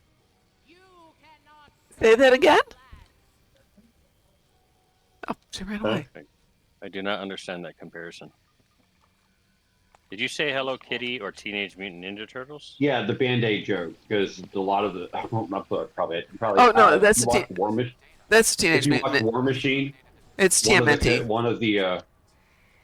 of the medics goes, Hello Kitty or Teenage Mutant Ninja Turtles. Ninja Turtles. For the Band-Aid he was going to use, and he's like, Teenage Mutant Ninja Turtles. He's like, well, too bad, I'm only have Hello Kitty left. No. TMNT. Actually, there's a line in one of the Ninja Turtle movies about Boo Boo's getting Band-Aids, so it kind of all ties back together.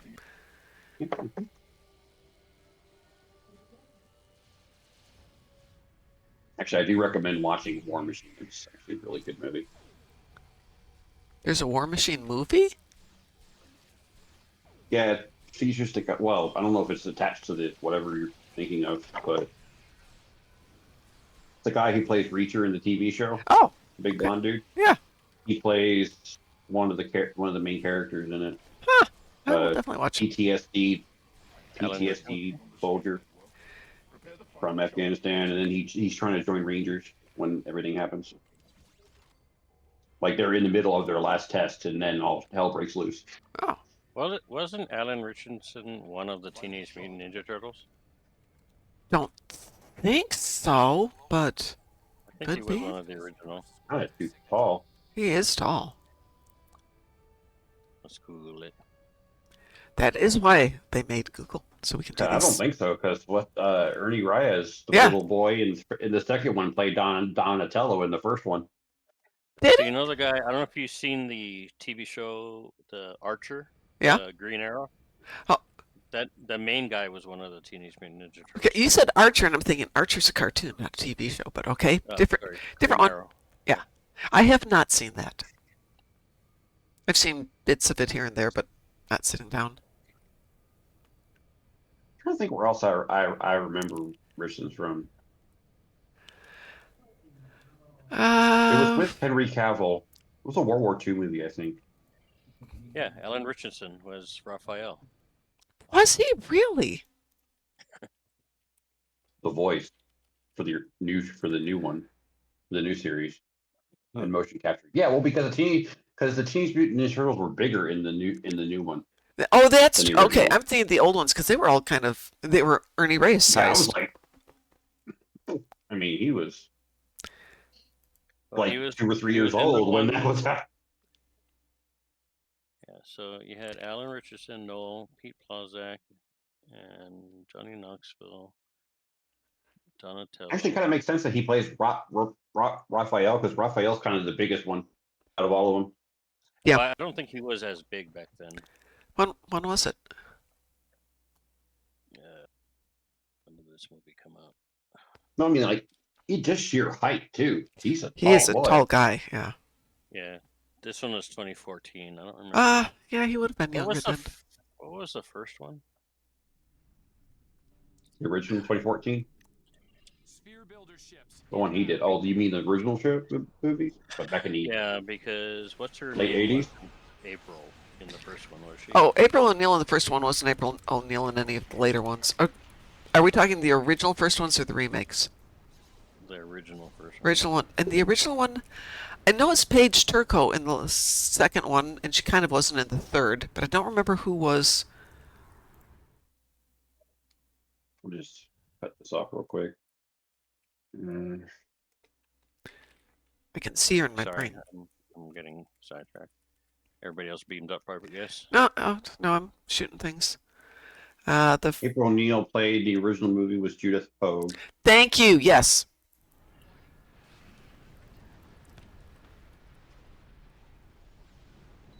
Then Paige Turco, of course. Right. The third one. The weird one in the second one. Well, she's kind of only in the third one a bit because she didn't go back to Japan with them, right? I don't remember her doing that. She stays back with Splinter. You know, I don't even remember the third one. Oh, that's the I one. know it goes back into Japan, but right. I don't really. Old lamp, old radio, blah blah blah. Back at time. Right. Oh, exit system. No. Right. She goes into the past. She does? Yeah, the scepter April's holding lights up, and she's in the past as Kenshin takes her place. The dude. Oh, right. Yes, you were right. It's funny as I'm reading the plot, I'm like, oh yeah, okay, now I remember it. Yeah, I had forgotten that part. The envoy's been busy since our last meeting. Let's see what I do not want. Oh, that's right, because he was fighting with Casey Jones a lot. The builders are no strangers to You know, he was very confrontational. Yeah. Kenshin was very confrontational with Casey Jones, and Casey didn't like him because he wanted April back. temporal disruption involving the USS Enterprise C. All right, what have we got left here? What's the next one? Survivor. Okay, this is the planet-based one. Yeah, the Tasha Yar. Yep. How do you do the rifts, the bubbles? Oh, those are easy. Hang on a second. Let me get. You just walk up to him. I've never done. I just never done it in a group before. Does only one person have to do it? Yeah, only one person has to do it. Okay. I vote someone else. No problems. I'm kidding. It's just kind of have like to. a little mini game. Is there? I think it's just the waveform one. You know, the Okay. sideways one. Might be. The sideways one. Well, versus the one that's blocky that goes up and down. I don't know what they're called, though. So there's the waveform one that you use when you're doing harvest materials. There's the one that we just did with the Omegas, and then there's the lithium mining one. And by the way, hi, Orion the Snake. one that goes up and down too. There's the one that does the block one. It goes up and down, and you have to keep putting it back in its That's place. the last one. That's not the Omega one? The Omega one. No, the Omega one's that 4 lanes, and they throw you molecules. And you have to scroll up and down to collect them, as it were. Which I'm very glad we're done with that. I got the ones I needed, but I'm really tired of playing that game right now. Don't I think I remember last year when I was almost done with puzzling my Omega stuff together, we had an upgrade weekend. Oh, that's nice. Are we all here? Yes, we're all here. Well, that's a pretty shit. This looks like an abandoned Tal Shiar base. Or what's left of it. It looks like they...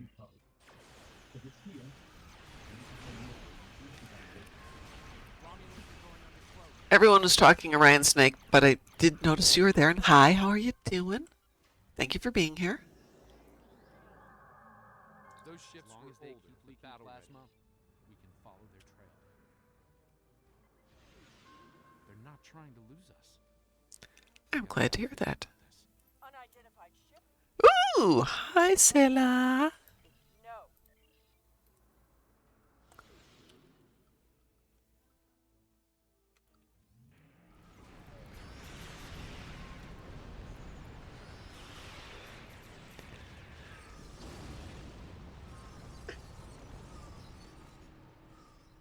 Who's dropping all the gems? Is it me? The shards. Fine. We'll talk. Let me see if it's me. That would be me. It's not me. Well, several of us. It's out of the Tholian. Everyone got the Tholian nucleating warp core.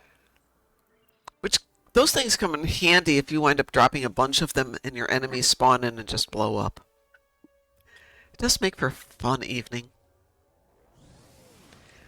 So the dog has decided to sleep exactly where my feet normally go, so I'm trying to figure out where to put my feet, and she's exhausted and not moving. On top. What type of dog is it? This one's a pit bull. Oh, On top. Yes. breath. Her name is Fifi. If it was like a Chihuahua, then probably not. I have the Chihuahua Yeah. behind me. Actually, she's the little one is a Papillon. She weighs about 7 pounds. Goodness. But she's sleeping on the giant dog bed that I bought for the big one, because one under the desk is fine if it's the little one. It's when it's the big one under the desk that's painful. So in other words, what you're saying is the little one took the big bed, and now the big dog is having to sleep in the little bed. Pretty much. Yeah. Yeah. You clearly know my dogs. Are we out here? Kind of like Who's the- shot off without. That's saying tails all the time. My wife Chihuahua were in the house, and I had two 80-pound German shepherds. I love German Shepherds. I love all dogs. They were not pleased with that little Chihuahua. Did the Chihuahua take over? Yep. Yep. Okay. Yeah. I know everybody says And, pit it's bulls are funny, big. Sometimes, Go ahead.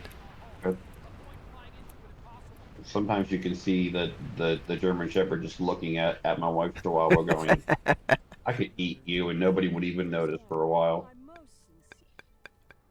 Pretty much. Or I lay poops bigger than you. Yeah. And sure enough, Wolf did. He laid poops big. Based on these readings, What you're saying about pit bulls?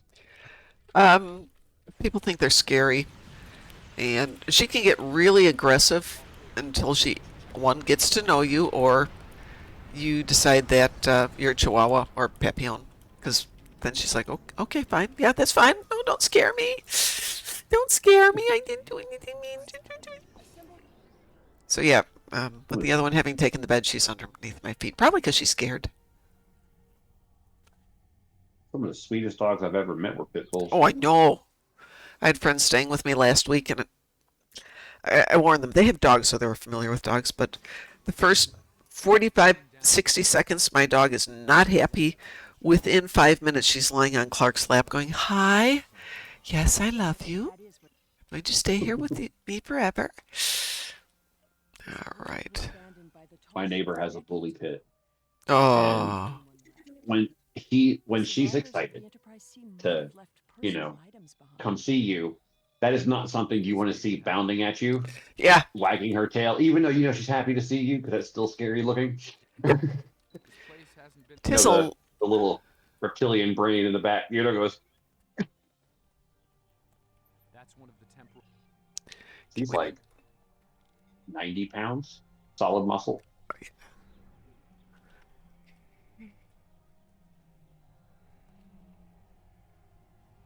Someone's been here. This gate when we patrols are trapped within an anomaly. I was laughing my cousin the other day. Since now his kids are old enough to have a dog. They finally went to the pound and got a dog. Yep. And the girls picked a beagle, Oh! and I was like, "Have fun with that." 'Cause I used Yeah. to hunt with beagles. Peace and quiet are not going to be in your future. Yeah. No, every time I talk to him, you hear the background. Woo! Yep. Woo! He's like, "What's that?" He goes, "Dang dog." That's your beagle. I was like, "Cheer up! They could have picked a husky. Cheer up!" That is mean. It's singing the song of their people. Everyone. Only thing worse than a husky is several huskies singing together. Speaking of that, I was watching a documentary one time on the coldest city in Siberia. Yeah. And how they live and everything. Uh-huh. And nobody has dogs, but the town has huskies. They got a group of 20 to 30 huskies. Yeah. And their job is to keep polar bears out of town. Jeez, And that's scary. These little dogs and this big polar bear. And I was like, but then again, do you really want to hear 20 to 30 Siberian huskies singing a song of your people to you at high pitch while also trying to bite you? Yeah, they had a video of them fighting a polar bear. Polar bear gave up within a minute. Oh, I believe it. Yeah. The polar bear was already fed. Ah. If the polar bear would have been hungry, it would have been chomp, chomp, chomp, done. Huskies can move Like, fast. come on, 1,200 kilos. Pure muscle beast. In Yeah, what he was a big world one, he is is. that afraid of huskies? What are we not doing? It works. Whatever they're doing works. They haven't lost a human to a polar bear in decades. Wow. Surely we should continue looking. Though you are required by law in town to keep your doors and your car doors unlocked, just in case. I think some of the northern Alaskan towns are like that too, and Canadian towns are like that too. Why? So people have a place they can get into? Yeah, in case of a polar bear or a Oh, grizzly okay. or brown bear will come into town. I'll do this. Just gotta wait for a blue thing to come back. So when those little blue things come in, you stay inside of those. Mm-hmm. It looks like it was I mean, I've done it a lot of times. Okay. I just never did it in a group. any survivors would remain in a ruin like this. For a minute there, the three people with you were acting like NPCs for a second. Us act like NPCs? Never. Well, no, like how when you walk around when you're with your bridge crew and they follow you and how they gather together Oh, yeah. behind you. Oh, yeah. When you stop, they did the same. Everybody did the same thing. I was like, wait a minute. Thought you were playing a TFO or a mission.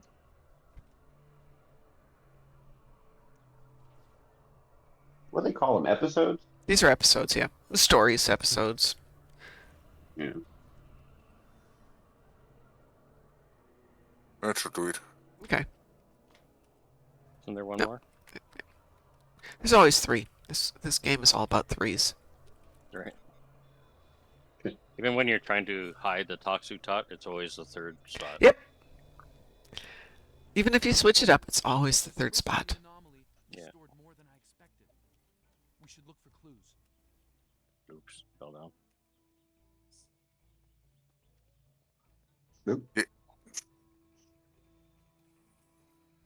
I got myself stuck in world geometry. Found a feature. Oh, Hell says, I was lucky my husky wasn't a loud boy, but was definitely a good boy. Well, of course he was a husky. Of course he's a good boy. I love had that a video. husky that had one blue eye, one brown eye. Yeah, it had Chromia. And then like I ended up giving the dog to a buddy because I moved to a place that I couldn't have pets. Oh. And I named that dog Kenji, and then he renamed the dog Ninja. For a husky? Yeah. I'm sorry, there's nothing stealthy about a husky. I About know, as right? stealthy as an I was, ambulance. I was a little offended by Ninja. I was like, oh man, come on. If I knew that, I wouldn't have gave you the dog.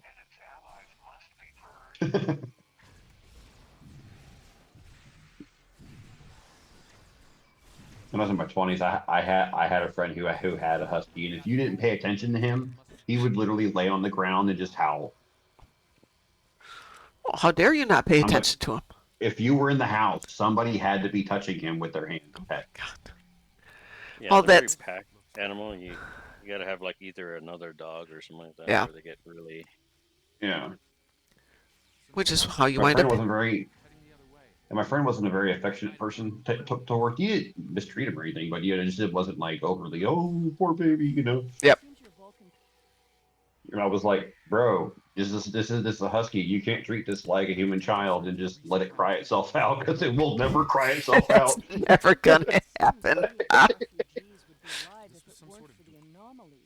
It kind of A lot of finds people this though fun. a lot of people buy a pet, a dog especially, without knowing the breed. Uh-huh. They just think it Oh, yeah. looks good, Yeah, and then yeah. they don't. Oh my And god. then they don't actually like a dog that really needs a lot of exercise. Otherwise, it's gonna just bark all the time, and then they get upset because the dog's barking all the time. So you bought Yes. the wrong dog.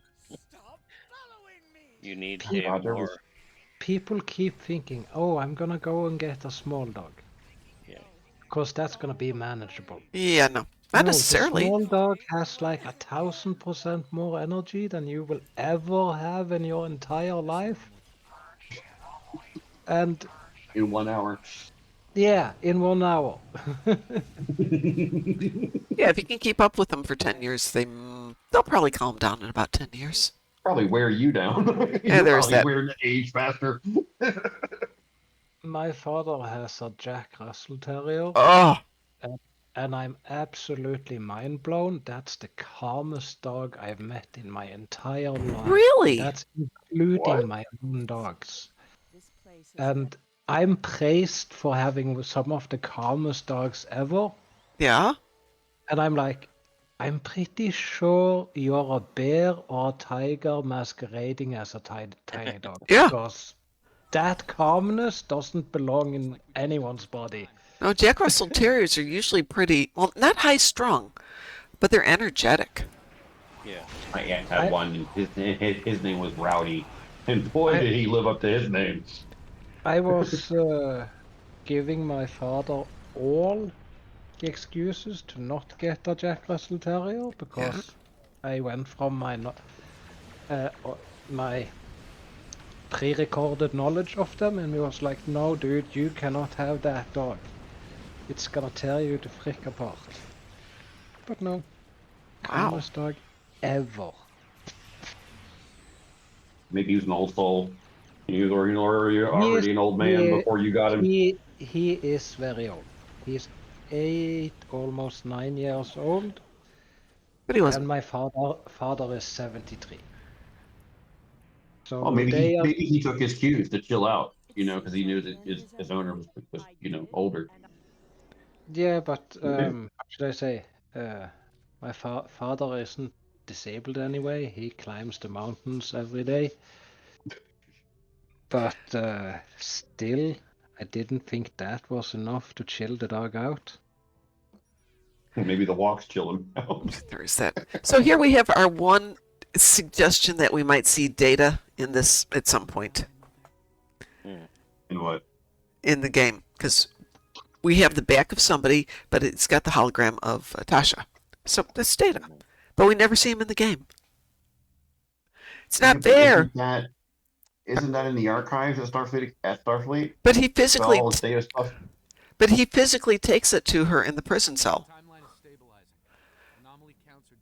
It's not like we're just seeing that thing. We're physically seeing him there. I will pick this up because this is decent equipment. All right, let's see if that counted. Did that give me that, or do I have to do those first two? Is that STO following everything that happened with Nemesis? When it's convenient. Yeah, pretty much. Continuity? What's that? Yeah, exactly. Oh, that ship looks good. We'll figure a way to put it in the game. Oh, that ship's pretty. Right? It's very much this the was way. in a old shipyard that was irradiated, and we couldn't go near it no more. But now it's safe. All of a sudden, that whole series Yep. of those new Oh, yeah. ships that weren't new, quote unquote. I was like, you have a research and development department, not but the Starfleet itself. Use it. I think I might have to call it here. No worries. I got us through a section, so you should be able to check something off from your alt tune. Yeah, I'm not sure. That Down- one I'm going to have to go back and do the first two. It let me do them. I skipped the first two, and it told me that I had completed the yesterday's war arc. Did it? Uh-huh. Because I just skipped both of them. Yeah, it did. Voila. Cool beans. Good evening, Chris. Well, hey, you're not here, so we are doing Klingons. Yeah, Chris. Blah, blah. Do you want to play? You want to complain? Get in the game. But no, you're taking time off and having a real life. How dare you? Banned.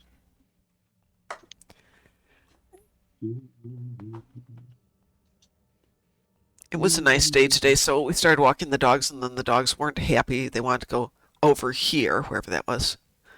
And so we went there, and then they're like, oh, we want to go here, and they want to go over by the Colts, and then they want to go behind where the Colts are and up in the apartment buildings back there, and through some woods, and found some mud. Finally had to carry the little one home maybe the last quarter mile because she's like, nope. You just plop down. Yeah, she's just like, I'm not going any further. I'm tired.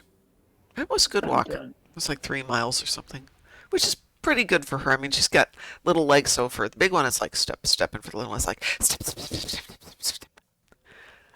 Chris was walking, fluttering, been playing games the whole day like a good little no-lifer. Yeah, exactly. That's how we do it. All right, what shall we do, folks? Does anybody need to do the event? Does anybody need to do any patrols?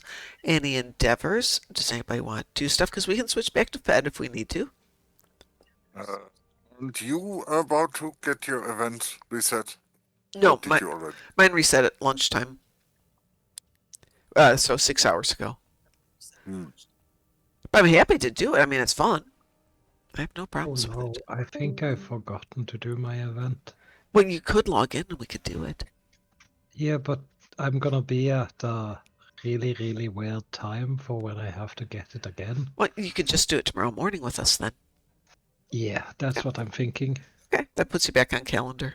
And I'm doing the account that I'm doing the nannying for. The one I'm watching for somebody else if they're not on tomorrow, which they should be back tomorrow. So I will have one who can do it tomorrow. But I'm trying to hit the 20 hours, and the 20 hours hit just as I was getting ready to take the dogs for a walk. I'm like, I'll just catch up with it later. Apulu will be lurking for a bit. No worries.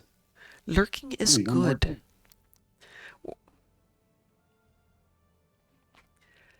One more day, so I can finally figure out what happened. What the end of Starfleet Academy is. Yep. I know a lot of people have watched it, and I haven't watched 8, 9, or 10, so we will see. It's not a cliffhanger for the season end. I have been told that by Chris, but episode 9 is a bit of a cliffhanger, but we get it concluded, so we will see that whole arc. Right. And that'll be about 6 o'clock tomorrow, so about an hour earlier than right now. Whatever time it is for you right now, subtract 1 hour, and that's when we'll be starting. Bring your popcorn, bring your refreshments, adult or not adult refreshments, I don't care. Whatever works for you. Make sure you bring enough for everybody. Yeah, exactly. Though I think I'll try to go see Project Hail Mary on Sunday, but they're running it at the IMAX down in the city. And while it's more expensive, it's like $20 to go down there. It might be fun to watch it on an IMAX screen versus the regular big screen. But if I go to the local theater, it's running in one of the smaller rooms, big screen, but a smaller room, so it's like 100 people in there. It's very small in terms of, lots and lots and lots of space, room to stretch out. I don't care about that. Yeah, this dear Lord, this movie seems like something that would be better in IMAX. Yeah. Kind of like Interstellar was better in IMAX. Let's see. It is running. Let's look at showtimes. So was Kelvin Timeline. Oh, this is Star Trek. interesting. In the IMAX. Hold on. Oh, that's just showtimes.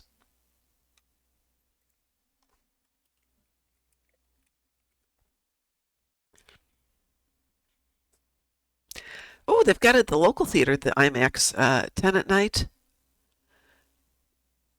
The not local one, but not too far away. They're running it late for the IMAX. Like at 10 at night, 9:20, but I guess that's all tonight. Let's see, what is Sunday? Weird. Oh, Star Cinema is already showing it right now. yeah, apparently it started midnight. No, I mean like they got a show time here at 6 p.m. in the 2 minutes. Yeah, I'm looking at it tonight for all these. They're not showing it till 10 at the IMAX. But if you go to a regular theater, it's running a lot. By the weekend, though, it's running every 3 hours at the IMAX. So let's see if we can see the big one downtown.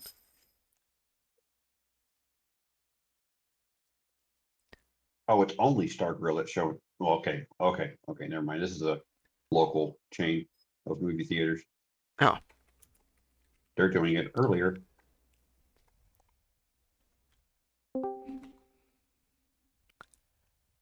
There we go. They started at 2 o'clock, actually. Yeah, that makes sense. So they're starting it in 1 minute at the Indiana State Museum, which is the big IMAX. Tomorrow they're running it throughout the day, Saturday throughout the day, Sunday throughout the day. Yeah. But I I've did heard, not know that they are. I've just heard seriously good reviews on it.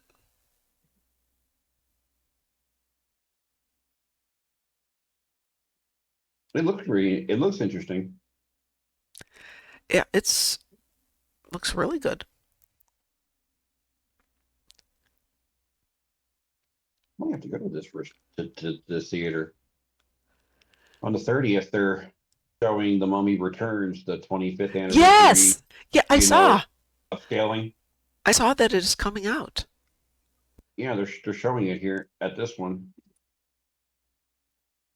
Oh, it's actually like a movie theater / restaurant. Weird.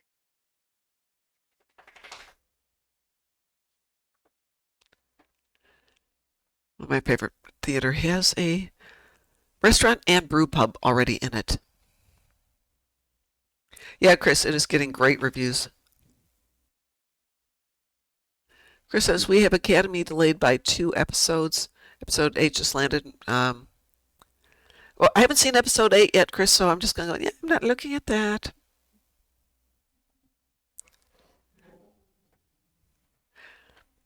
Yeah, people are talking about Project Hail Mary was either going to be really good for theaters or just tank the year because it's been a really bad year for movies. Theaters are doing okay, but the movies are not. I mean, they're getting people in, but they're not getting like big box office stuff. And things that are doing well in terms of box office are like Scream 7, Minecraft movie, the ones that the review or critics hate. But everybody's in there watching it because, it's fun. Iron Among did pretty well for itself. Yeah, it did great considering the budget. It stayed out. It's mostly out of theaters already, but it is. It had a short run, but they did way better than anybody anticipated. $3 million budget, and I think $40 million in 3 weeks. Yeah, Markiplier's happy. Yeah, but maybe he'll make some more stuff now. Let's see. Maybe. I'm not a horror person. I typed that wrong. I always love watching some of those movies. What are you gonna do? It's like the hello? No, I'm not gonna be a hello person. Go looking for the monster in the car, with a flashlight that barely works. No. I'll be in town. It I walked all the way here, man. I don't know what the hell is wrong with them. I left. All right, in the 3 weeks it was out. $49.6 million return on a $3 million budget. Yeah, that works. Yep. Which movie? Iron That's a Lung. lot of money. Pardon? That's a lot of money. That's a lot of money. For him. Yeah, it's a For lot of him, money. yeah. For anybody, that's a lot of movie. Or a lot of For a money. one-person movie? Well, I mean, there are other people in it. Well, But yeah, it's like yeah, barely. Yeah. Okay, $3 million budget. Yeah. Right. Yeah. Okay, let's say that let's add an extra 10% in there, maybe for marketing. I don't know how much they did on marketing We got paid because for that, actually. Yeah, but okay, so the thing is, when you look at movies, Cinemark, one of the two. yeah, if we look at a budget for a movie, you usually need to add 50% to Right. another 100% for marketing to get the actual budget. right. So, yes, but still, let's just say hypothetically 6 million actual budget, but return on investment 45 million. Yeah. Yeah, let's divide that by 2, because the theater has to get their cut. Right, theater gets half of it. It says Yeah, here but- he spent basically nothing on marketing, just advertised it through his channel and then word of mouth. Okay, so we're talking about at least 20 million, at least 14 to 20 million profit for him. Yeah. Yeah, okay, so Which- let's say it's 50 million was the total revenue. So that half of that 25 goes to the theaters because it only had a very short run and they get their maximum money in the first few weeks. So that still leaves him 25 million. Let's take off, let's say it's 4 million for budget and investment, yeah, everything. for budget and everything. So that leaves him with 21 million. And the budget includes paying everybody who is involved with it. Yeah, so in other words, yeah, that's a decent return on investment. Yeah, and if he decides he wants to make another movie and he follows that same idea of do it on a budget and do something that people want to see. Yeah, even the fact that he probably has to kick a bit off to David Straczynski, I think the guy's name was. Yeah, I'm sure that's. Yeah, even then, he still made quite a bit of money. Yeah, I love the fact that he did an original movie. I'm okay, not that original, but a low budget independent movie, and it was very successful. Actually, according to Box Office Mojo, it made 52 million. Oh, okay. Mine was showing 49.6, but as of February 18th. I will go with that one. Mine doesn't have a date, so who knows? Yeah, Right. so still a decent return. Yeah, but it's a great indicator in my thoughts that independent movies like that will be making a return. Not necessarily independent artsy movies, but just people who can scrounge up 3 million, which apparently isn't that hard, and put together something like that. It does help that he's got, I don't know how many bazillion fans who follow him. Oh, God. So many. I know a lot of people who do. I've watched him once and it was fine. 38.4 million subscribers to his YouTube channel. So he has 38 million potential buyers from the get-go, and if they all tell one more person, there you go. The entire population of U.S. is within reach, with everybody just telling a few people. I did not see a single advertisement for it. What I saw were early release reviews of it by critics and reviewers that were open to it, like Critical Drinker and Disparu and Little Platoon. Oh, whoa. And they were like, yep. Edited his movie himself. Pardon? He even edited the movie himself. Yeah. It's like almost nobody involved in the movie. Yep. 2 producers. Cinematographers, audio, things like that, obviously, and yeah, cinematographers, music. So it's like one person. Well, I mean, the last 2 people. Really successful low-budget movie that I can think of prior to that was Godzilla 0. Was it Godzilla 0? I have stopped watching Godzilla back when the original Mothra happened. Was it Godzilla 0? Godzilla -1. -0? Godzilla -1. If you have not seen Godzilla -1, go see Godzilla -1, the old one. Now there's a -0. That's 2026. I have not seen anything about that yet. It's the same guy. They're not using the same director.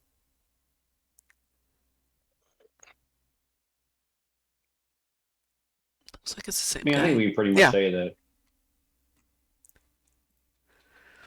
But if he does it the same way with basically zero budget and word of mouth for advertising, I'll go see it.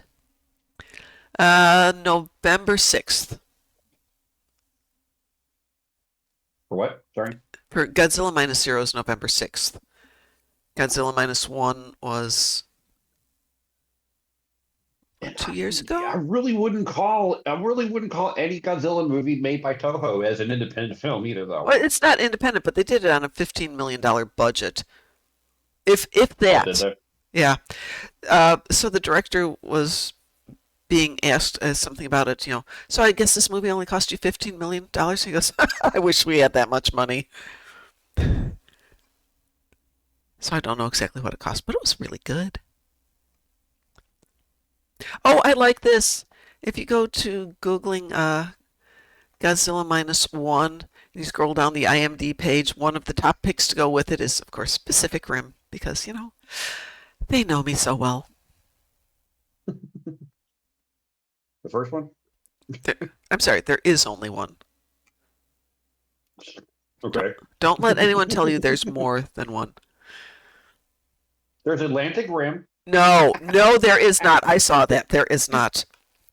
That's on Tubi, so take that with a grain of salt. It was on MST3K when they did their new version as part of I can't remember, the Gauntlet. The Gauntlet. 3 bad movies that the new hosts had to sit through. It was, oh man. I mean, Pacific Rim 2, which we will, the movie that shall not be named, was better than Atlantic Rim. See. The only thing good about Atlantic Rim is it had Graham Greene in it before he died, and I love Graham Greene. Well, there's a sequel to it, Atlantic Rim. No. Yes. Oh my god, it's so bad. I don't think they even get why it's called Pacific Rim. I mean, let's be fair. It's made by the Asylum. Yeah. They only mock other movies. Are these the same people who brought us Sharknado? What Pacific Rim is. Huh? Is this brought to us by the same people who brought us Sharknado? I don't know, actually. By the way, I didn't say hi, Grass. Hi, Grass. Grass is being quiet. Okay, I'm going to switch over. Yes, it is. Yes, it is the guys who made Sharknado. They also made Transmorphers. But they also did Z Nation, which actually wasn't that bad of a show. Well, they don't have to make just schlock. They can make good movies if they want to.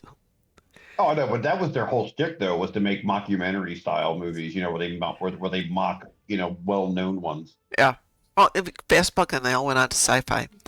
There was one, I can't remember, but it was a weather disaster movie where there was a hurricane a hurricane and a tornado front were going to interact just outside Chicago.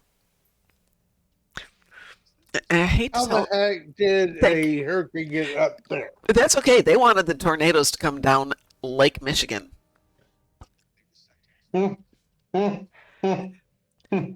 Tornadoes don't do that. And it was set in Chicago, except it was clearly not set in Chicago. And it was somehow you could get from Chicago out to where they've got the wind turbines out west of Chicago, which is maybe an hour and a half drive. They did in about 5 minutes. And they couldn't say the names of the streets in Chicago correctly. It was just an amazing movie of badness. Sharknado 4. Which one was Sharknado 4, swear?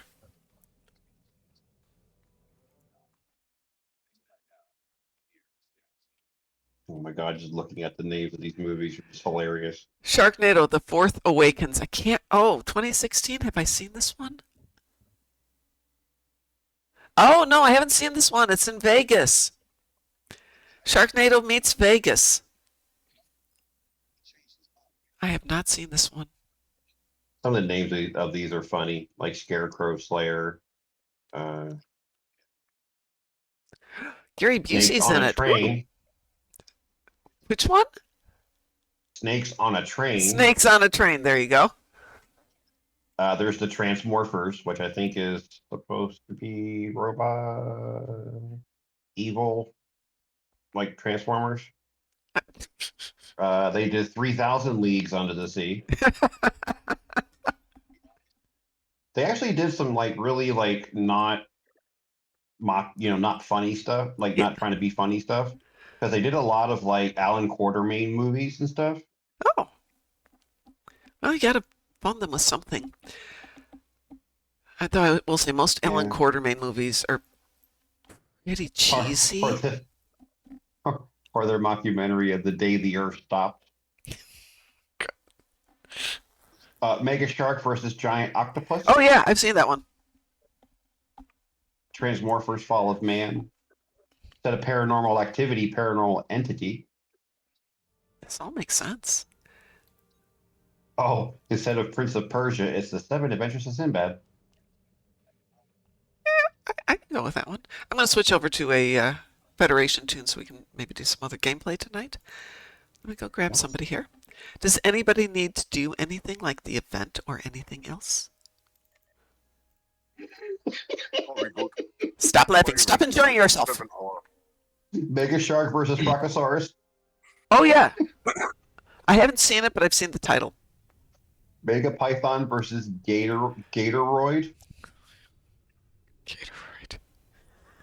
Two-headed Shark Attack.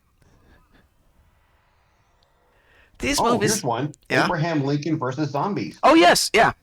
Absolutely. I don't think they did the Pride and Prejudice one, but the Abraham Lincoln one, sure. Why not? And they've been doing those end of the world movies, the 11, 11, 11, 12, 12, 12, 13, Yeah. 13, 14, 40, 40, 40. Apocalypse Earth. Clash of the Empires for The Hobbit.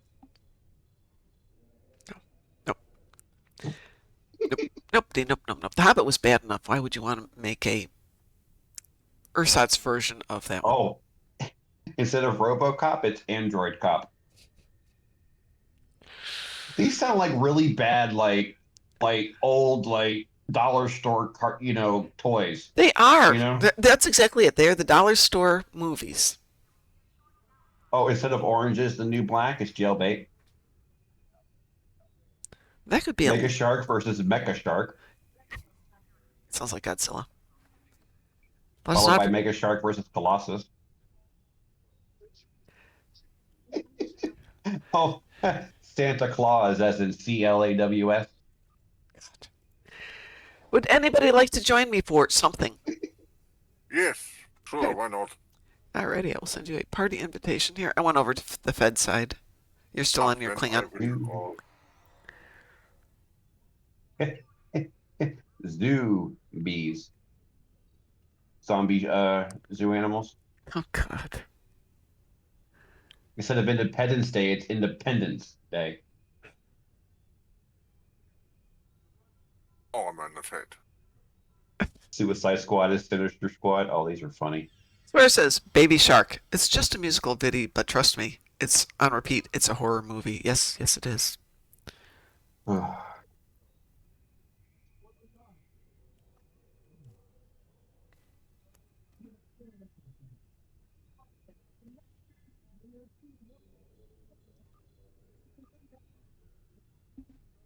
Anybody else want to come play with us for a little bit? Do you know exactly when this disaster movie came out roughly? Which one? What you're talking about? The crazy one you were talking about in Chicago? Oh, the Chicago one? Oh, I was still living in Chicago, so let's say 2016. Okay.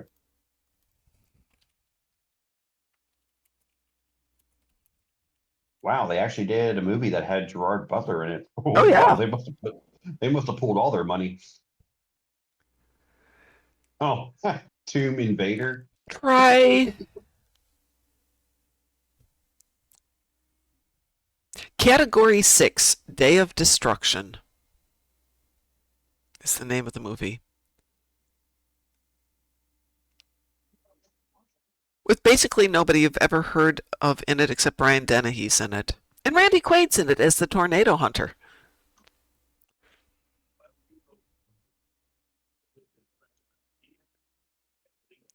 Oh my God, there's actually a sequel. Category 7, The End of the World. Yeah, I just saw it. It's even lower rated than Category 6. A deadly Category 7 storm wreaks havoc on the world. Meanwhile, kidnappers threaten to make matters even worse. How much worse can it get at that point? It's got 2 parts to it, too. 4 hours long. I don't know if I could sit through 4 hours. Well, hold on a second. We've got Shannon Doherty, Randy Quaid, again, same character. Robert Wagner's in it. James Brolin's in it. Swoozie Kurtz, if anybody remembers her. Tom Skerritt's in it. Tom. We loved you, Tom. Yeah, Susie. Mike and Molly, that's right. I still watch her, Mike and Molly. I don't think I've seen more than a couple of minutes of it. I know it exists. Yeah, she was Molly's mom, I believe. Don't remember. Beelzebub, we are on we're on Fed, but we could team up on KDF if you want and do something. Oh wow, they actually spent $15 million on Category 7. Why? I don't know how. I mean, guess maybe the people cost more. Yeah, well, it does have a lot of people in it. Yeah, the cast is a lot larger.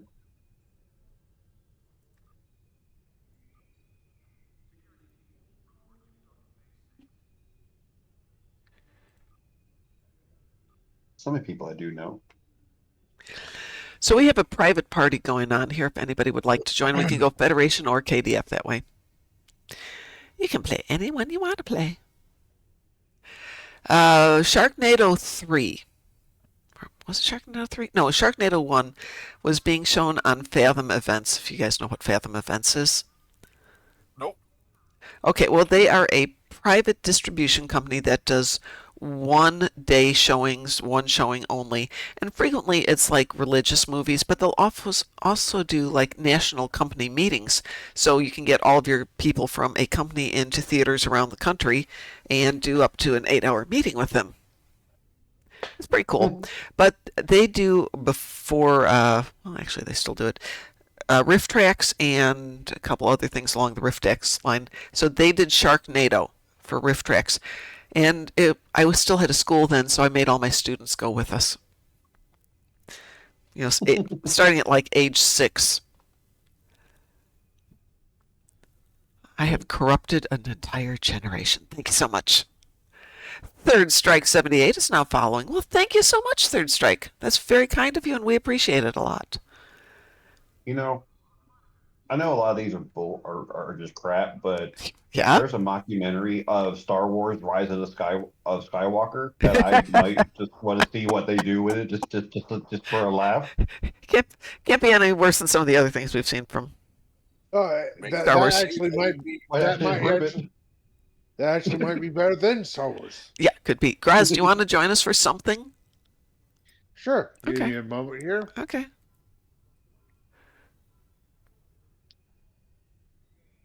May well be an adult movie parody. I don't think anybody watches adult movies for the plot.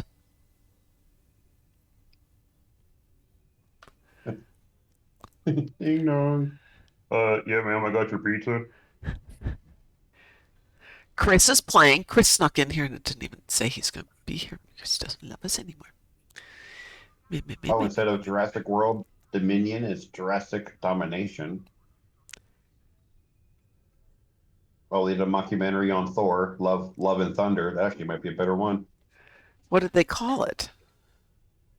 Thor, God of Thunder. That's not too bad. It's their first one of the Thor movies.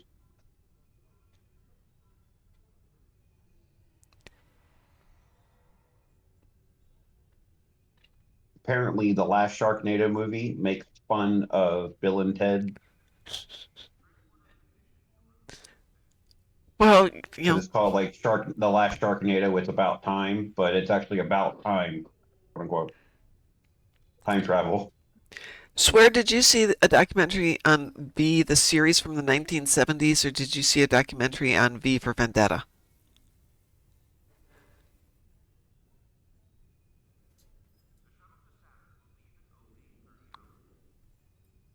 Or could it Why be V isn't from Cyberpunk 2077?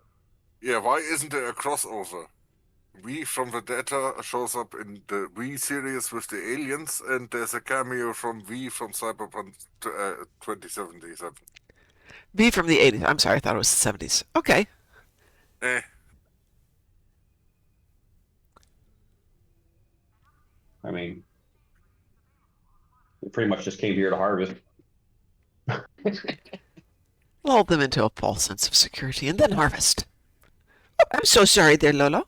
I did not see you sneak Well, they got to under make there. they got to plump you up a little bit. They don't want everybody to be skinny. You know. There was a TV series in the 60s or 70s called The Invaders, which is very similar to V. Mm-hmm.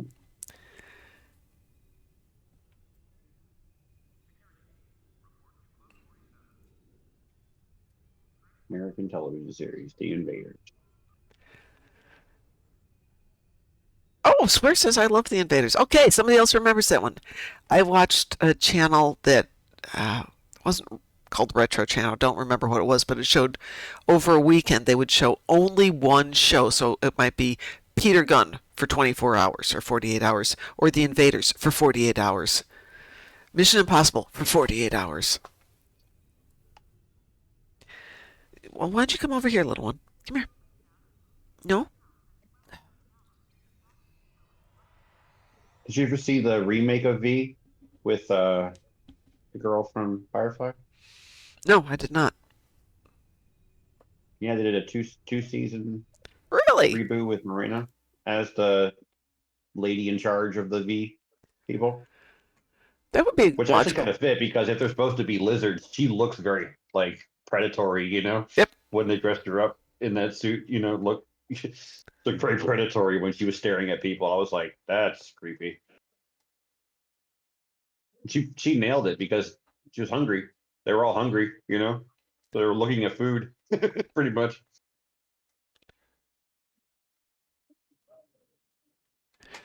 Interesting. No, I did not see that one. All right, we got 4 people. What shall we do? Somebody pick something. I love that too when they came out with that show because the main character, Mm-hmm. not the main character, but the main the main rebel character, his name was John May. Yeah. Which apparently is a very, very, very, very, very common name in the United States. Bill's mom would like to do Hive Elite. Is everybody okay with that? Yeah. Okay.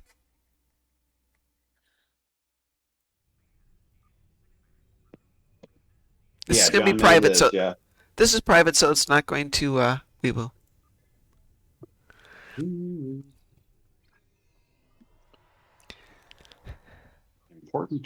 Important notice to parents and guardians: don't let your children play anymore. They're not allowed to go outside. Sorry, my leasing company. So Swear says John May Hard. lives, but my brain read that as John May lives, and I'm thinking like John Yaya and John Smallberries and John Parrott. But that's really niche and nerdy, so.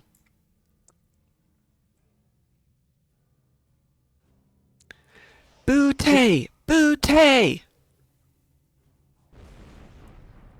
Important Okay. notice to all parents and guardians. What are you doing, little one?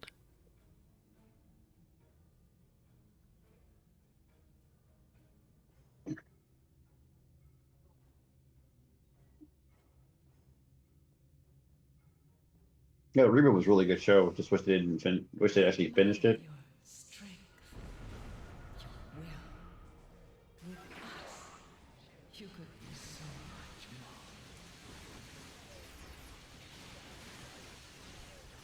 Ah!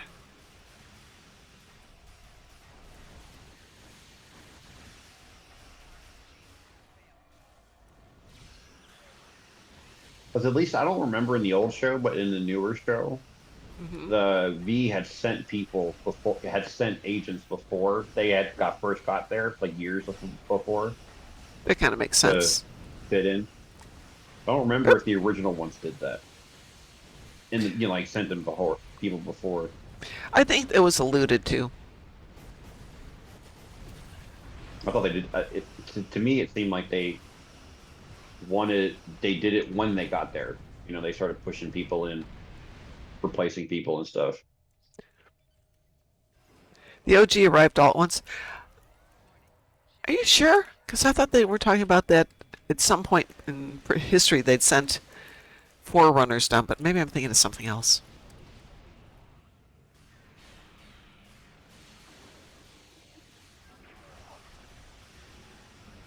You remember who was it? Robert England was in that.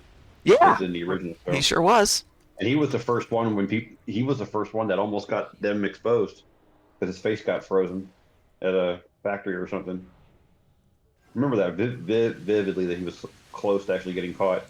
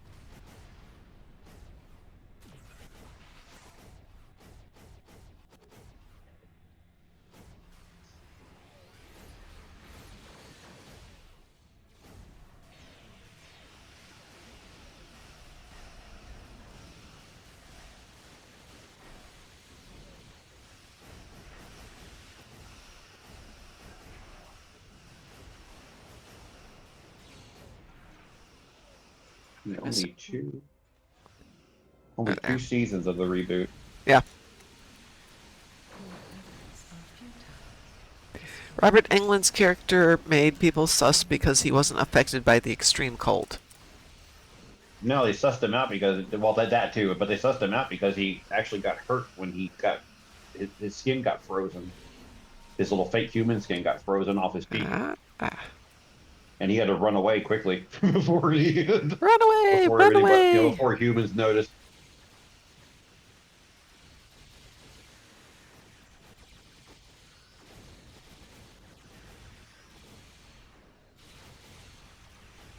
I understand why they just like never finish V whenever they do anything.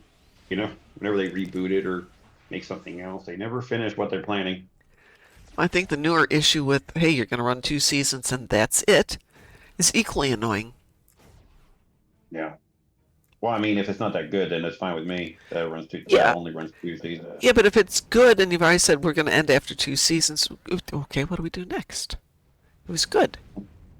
What are we missing here? War cube. Oh, it's over there. Wait. It's one way over there.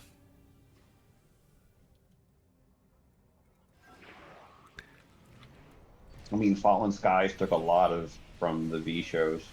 Yep. And how they did the resistance and everything.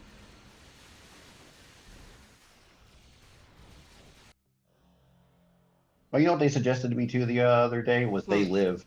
Oh, They Live is great. It is a great movie. Come here to kick ass and chew bubblegum. I'm all out of bubblegum. Bubblegum. Yep. With Roddy Piper.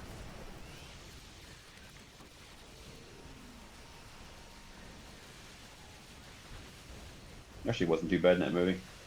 That was such a fun movie.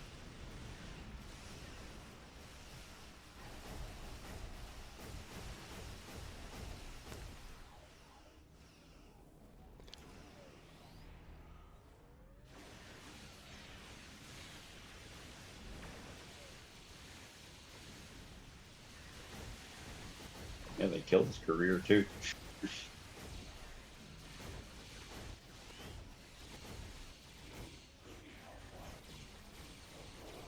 efforts are futile. I have destroyed this vessel, and I will encounter another that speaks my voice. It's a sad story about Piper though. What happened to him? Well, he worked for WWF first, Right. right? And he went afoul with the company. Had a lot of personal issues between Vince McMahon and his sons, Vince and his McMahon son is Shane and all Vince that. McMahon. Ugh. Yeah, and so, and this is all before the whole Attitude Era, where everybody was evil. He was always a pain in the butt. But then he went to WCW and did really, really well. But then WWF bought WCW, Yeah. and they just tore up his contract like he wasn't even there no more. They were like, "You're out of here. Get out. You can't work for us. We already banned you. Get out." And it ruined his career. Oh. He went on to fight in like the little, like TNA and all those other ones, AEW and all the little tiny ones, but never had the fame like he used to.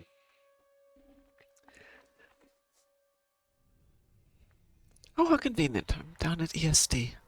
That worked out well. Did you see what Todd Howard said about Elder Scrolls? No.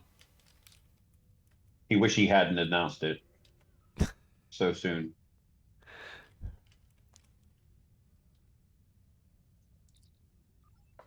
They were too far. Not far enough. They're not far enough even now to even have an alpha.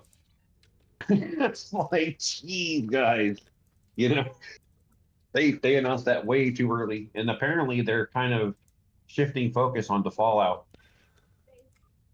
and Remember kind of time they made the game in shelving 4 Elder Scrolls for a little while.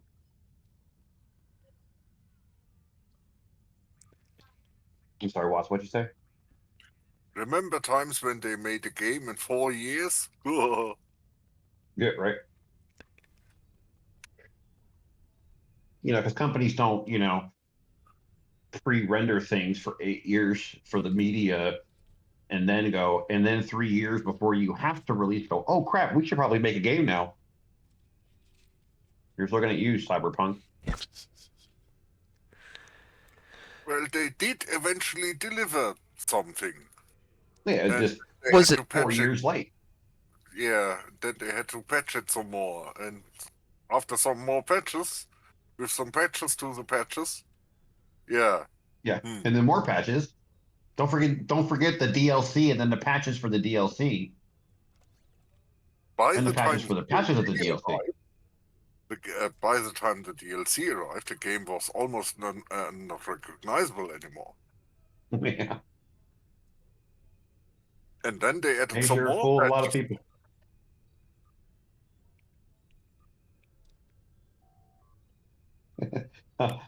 The game that'll forever be in development.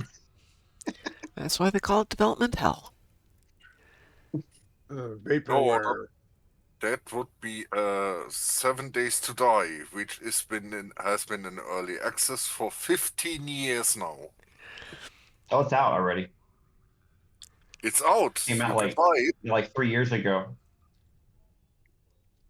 with a It's out. 1.0, and I think they're doing 2.6 right now.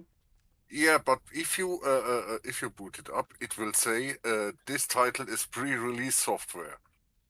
Still, and it is in Steam in early access. They were saying you took it out of early access years ago. Hold on, I actually own it, so. I do too. I bought it in Alpha. I don't know. Alpha 18.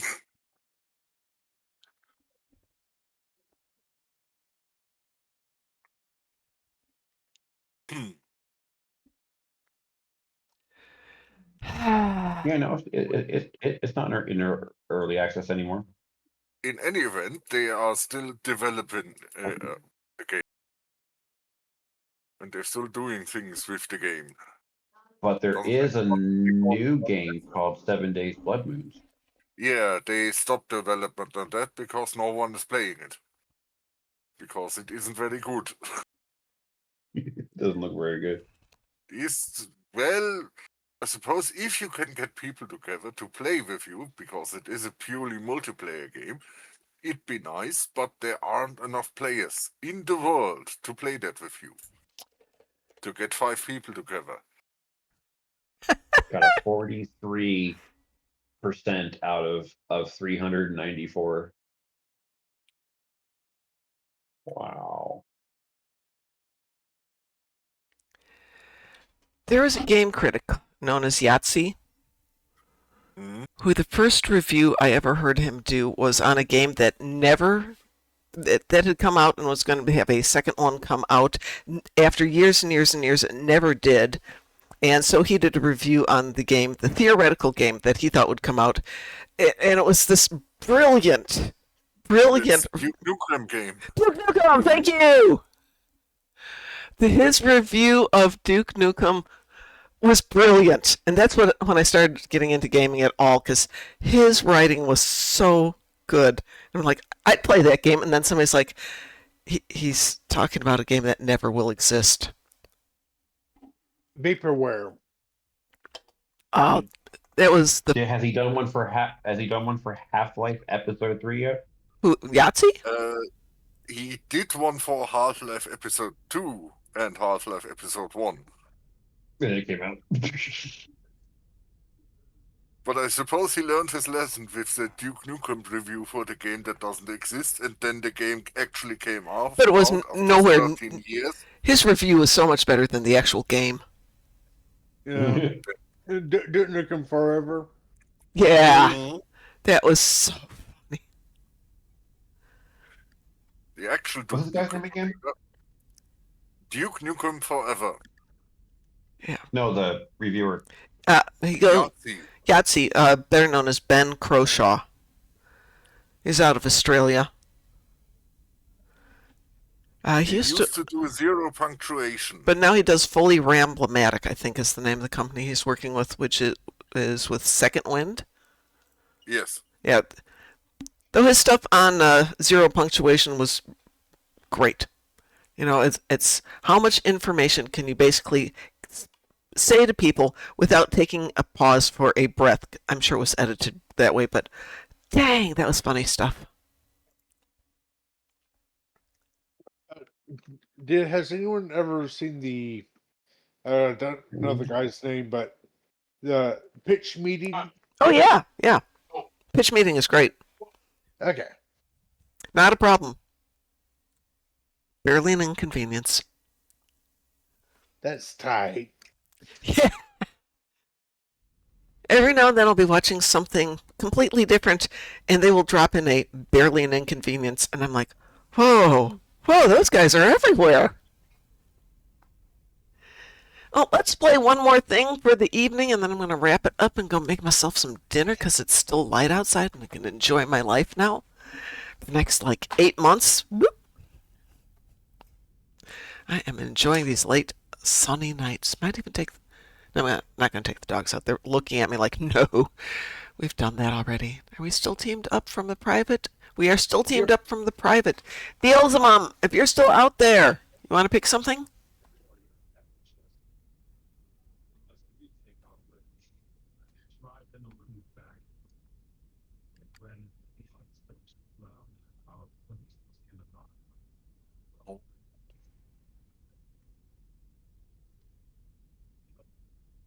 If not, we'll drag you into something. I'll wait for the ad to end just in case.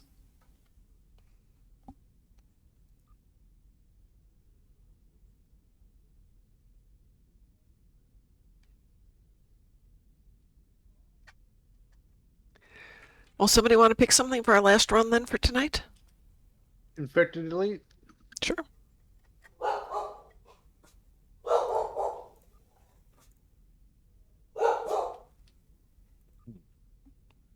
It's a private party, Damn so... it, I muted myself.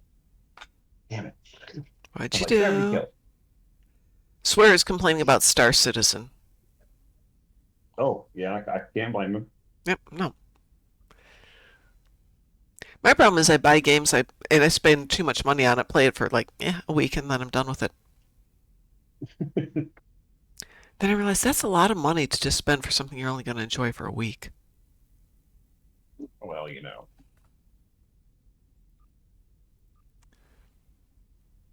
Star Citizen is a money sink. What was the one they invested millions on and it was out for like 10 days and then they killed it? Just recently.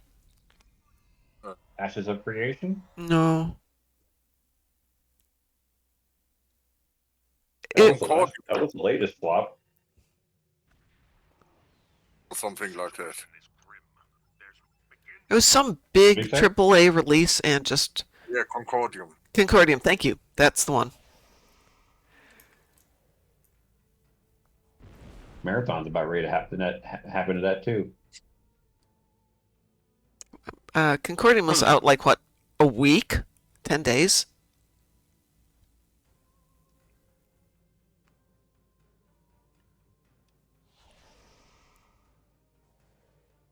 I always wonder if that's a matter of like some of these movies that they release them, but they only release them in one theater, so they can just eat the cost of, take the loss and write it off. Maybe. Take the tax write-off for the year.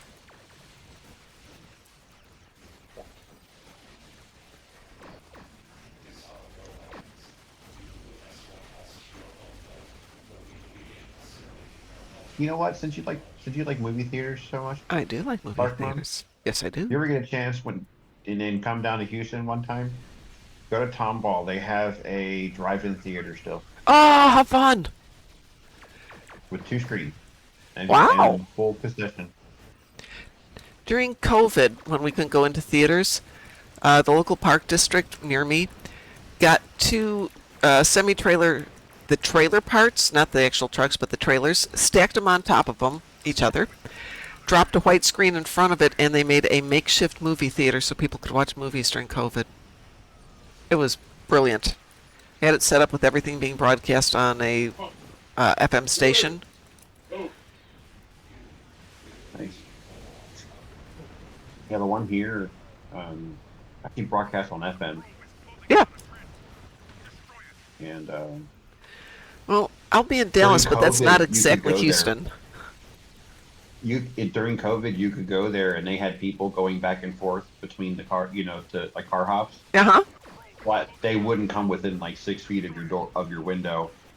They Or put- mask, and then they had little plastic folding tables that they would sit next to your window, and they gave you a trash bag too to put your stuff in and take home with you, or drop off when you leave in the trash dumpster. They were like not playing that game and getting sick, but they made a killing. Oh, I during bet. COVID. I mean, there's nothing going on. They were at one point they were doing like a different movie a day. Brilliant. Because they're now apparently their thing is digital now. How did I die? Under the old film anymore.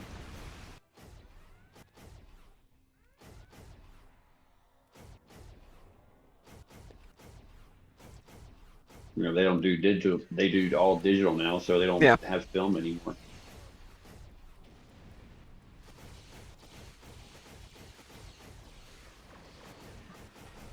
Apparently, when the new screens came out, when Jenna Ortega, started in them, when the first one come out, they had played all the screens before it. Wow. That day. I was like, I don't know if I want to sit through 7 hours of chasing, 8 or no, probably like 15, 16 hours now chasing around teenagers with a knife and watching them get, hung by cordless phones. Hey, you got to do something. Should we go into the woods? Why don't we go in the running car? Are you crazy? I used to work at a Geico commercial. You ever see that? I don't think I have. Maybe? Yeah, it's one of them horror movie things, right? That they were hiding behind a thing of a wall of chainsaws. Oh yeah. I have seen that. Him, like rolling his eyes. Yep, I've seen that. Head to the cemetery. No, let's hide in the room with all these blades. Okay, let's take a look at that one. In the attic. Oh, well, oh, dang. I came in fourth, but still had 257. But Graz at 476. Very nice, Graz. What's the hell was 343. Bielzemont was 264, and I was 257. Nice, nice on everyone. But Graz, that's lovely. Very nice indeed. This is fancy. That's interesting. Okay, I might have to make some tweaks on my ship there. I can think of some fun stuff to throw on there. All right, I am out of here. Shall we go raid somebody? Let's see who's out there tonight and needs a raid. Who needs some love from us?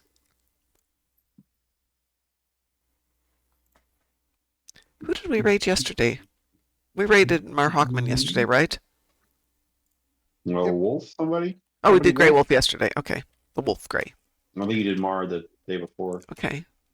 He Well, was in somebody before. raided us a couple of nights, and I think it was Taz and Chris who pointed out that we don't always raid people, and we should raid people. So we have me, Gargantuan Game, D. Coble, Ragin' Rick, Oriana's Gaming, who's got a lot of people watching tonight, Dixa, S. Carver Orn, Ezzy, and Wild Husky Nerdwolf. I only know one of those, so you pick. Anybody got a vote there? Graz, got a vote? Let's see Oriana. I know of her. Okay. Yeah. We will go raid them. Same thing. And they're doing another KDF recruit, so we'll go do them. Folks, have a wonderful evening. Don't forget, tomorrow night is Starfleet Academy, episodes 8, 9, and 10. It's a watch party, not a live stream. Just jump into the Discord and watch it with us. Here we go. Have a great night, everyone. So whatever you do, don't tell Paramount. What are we talking about?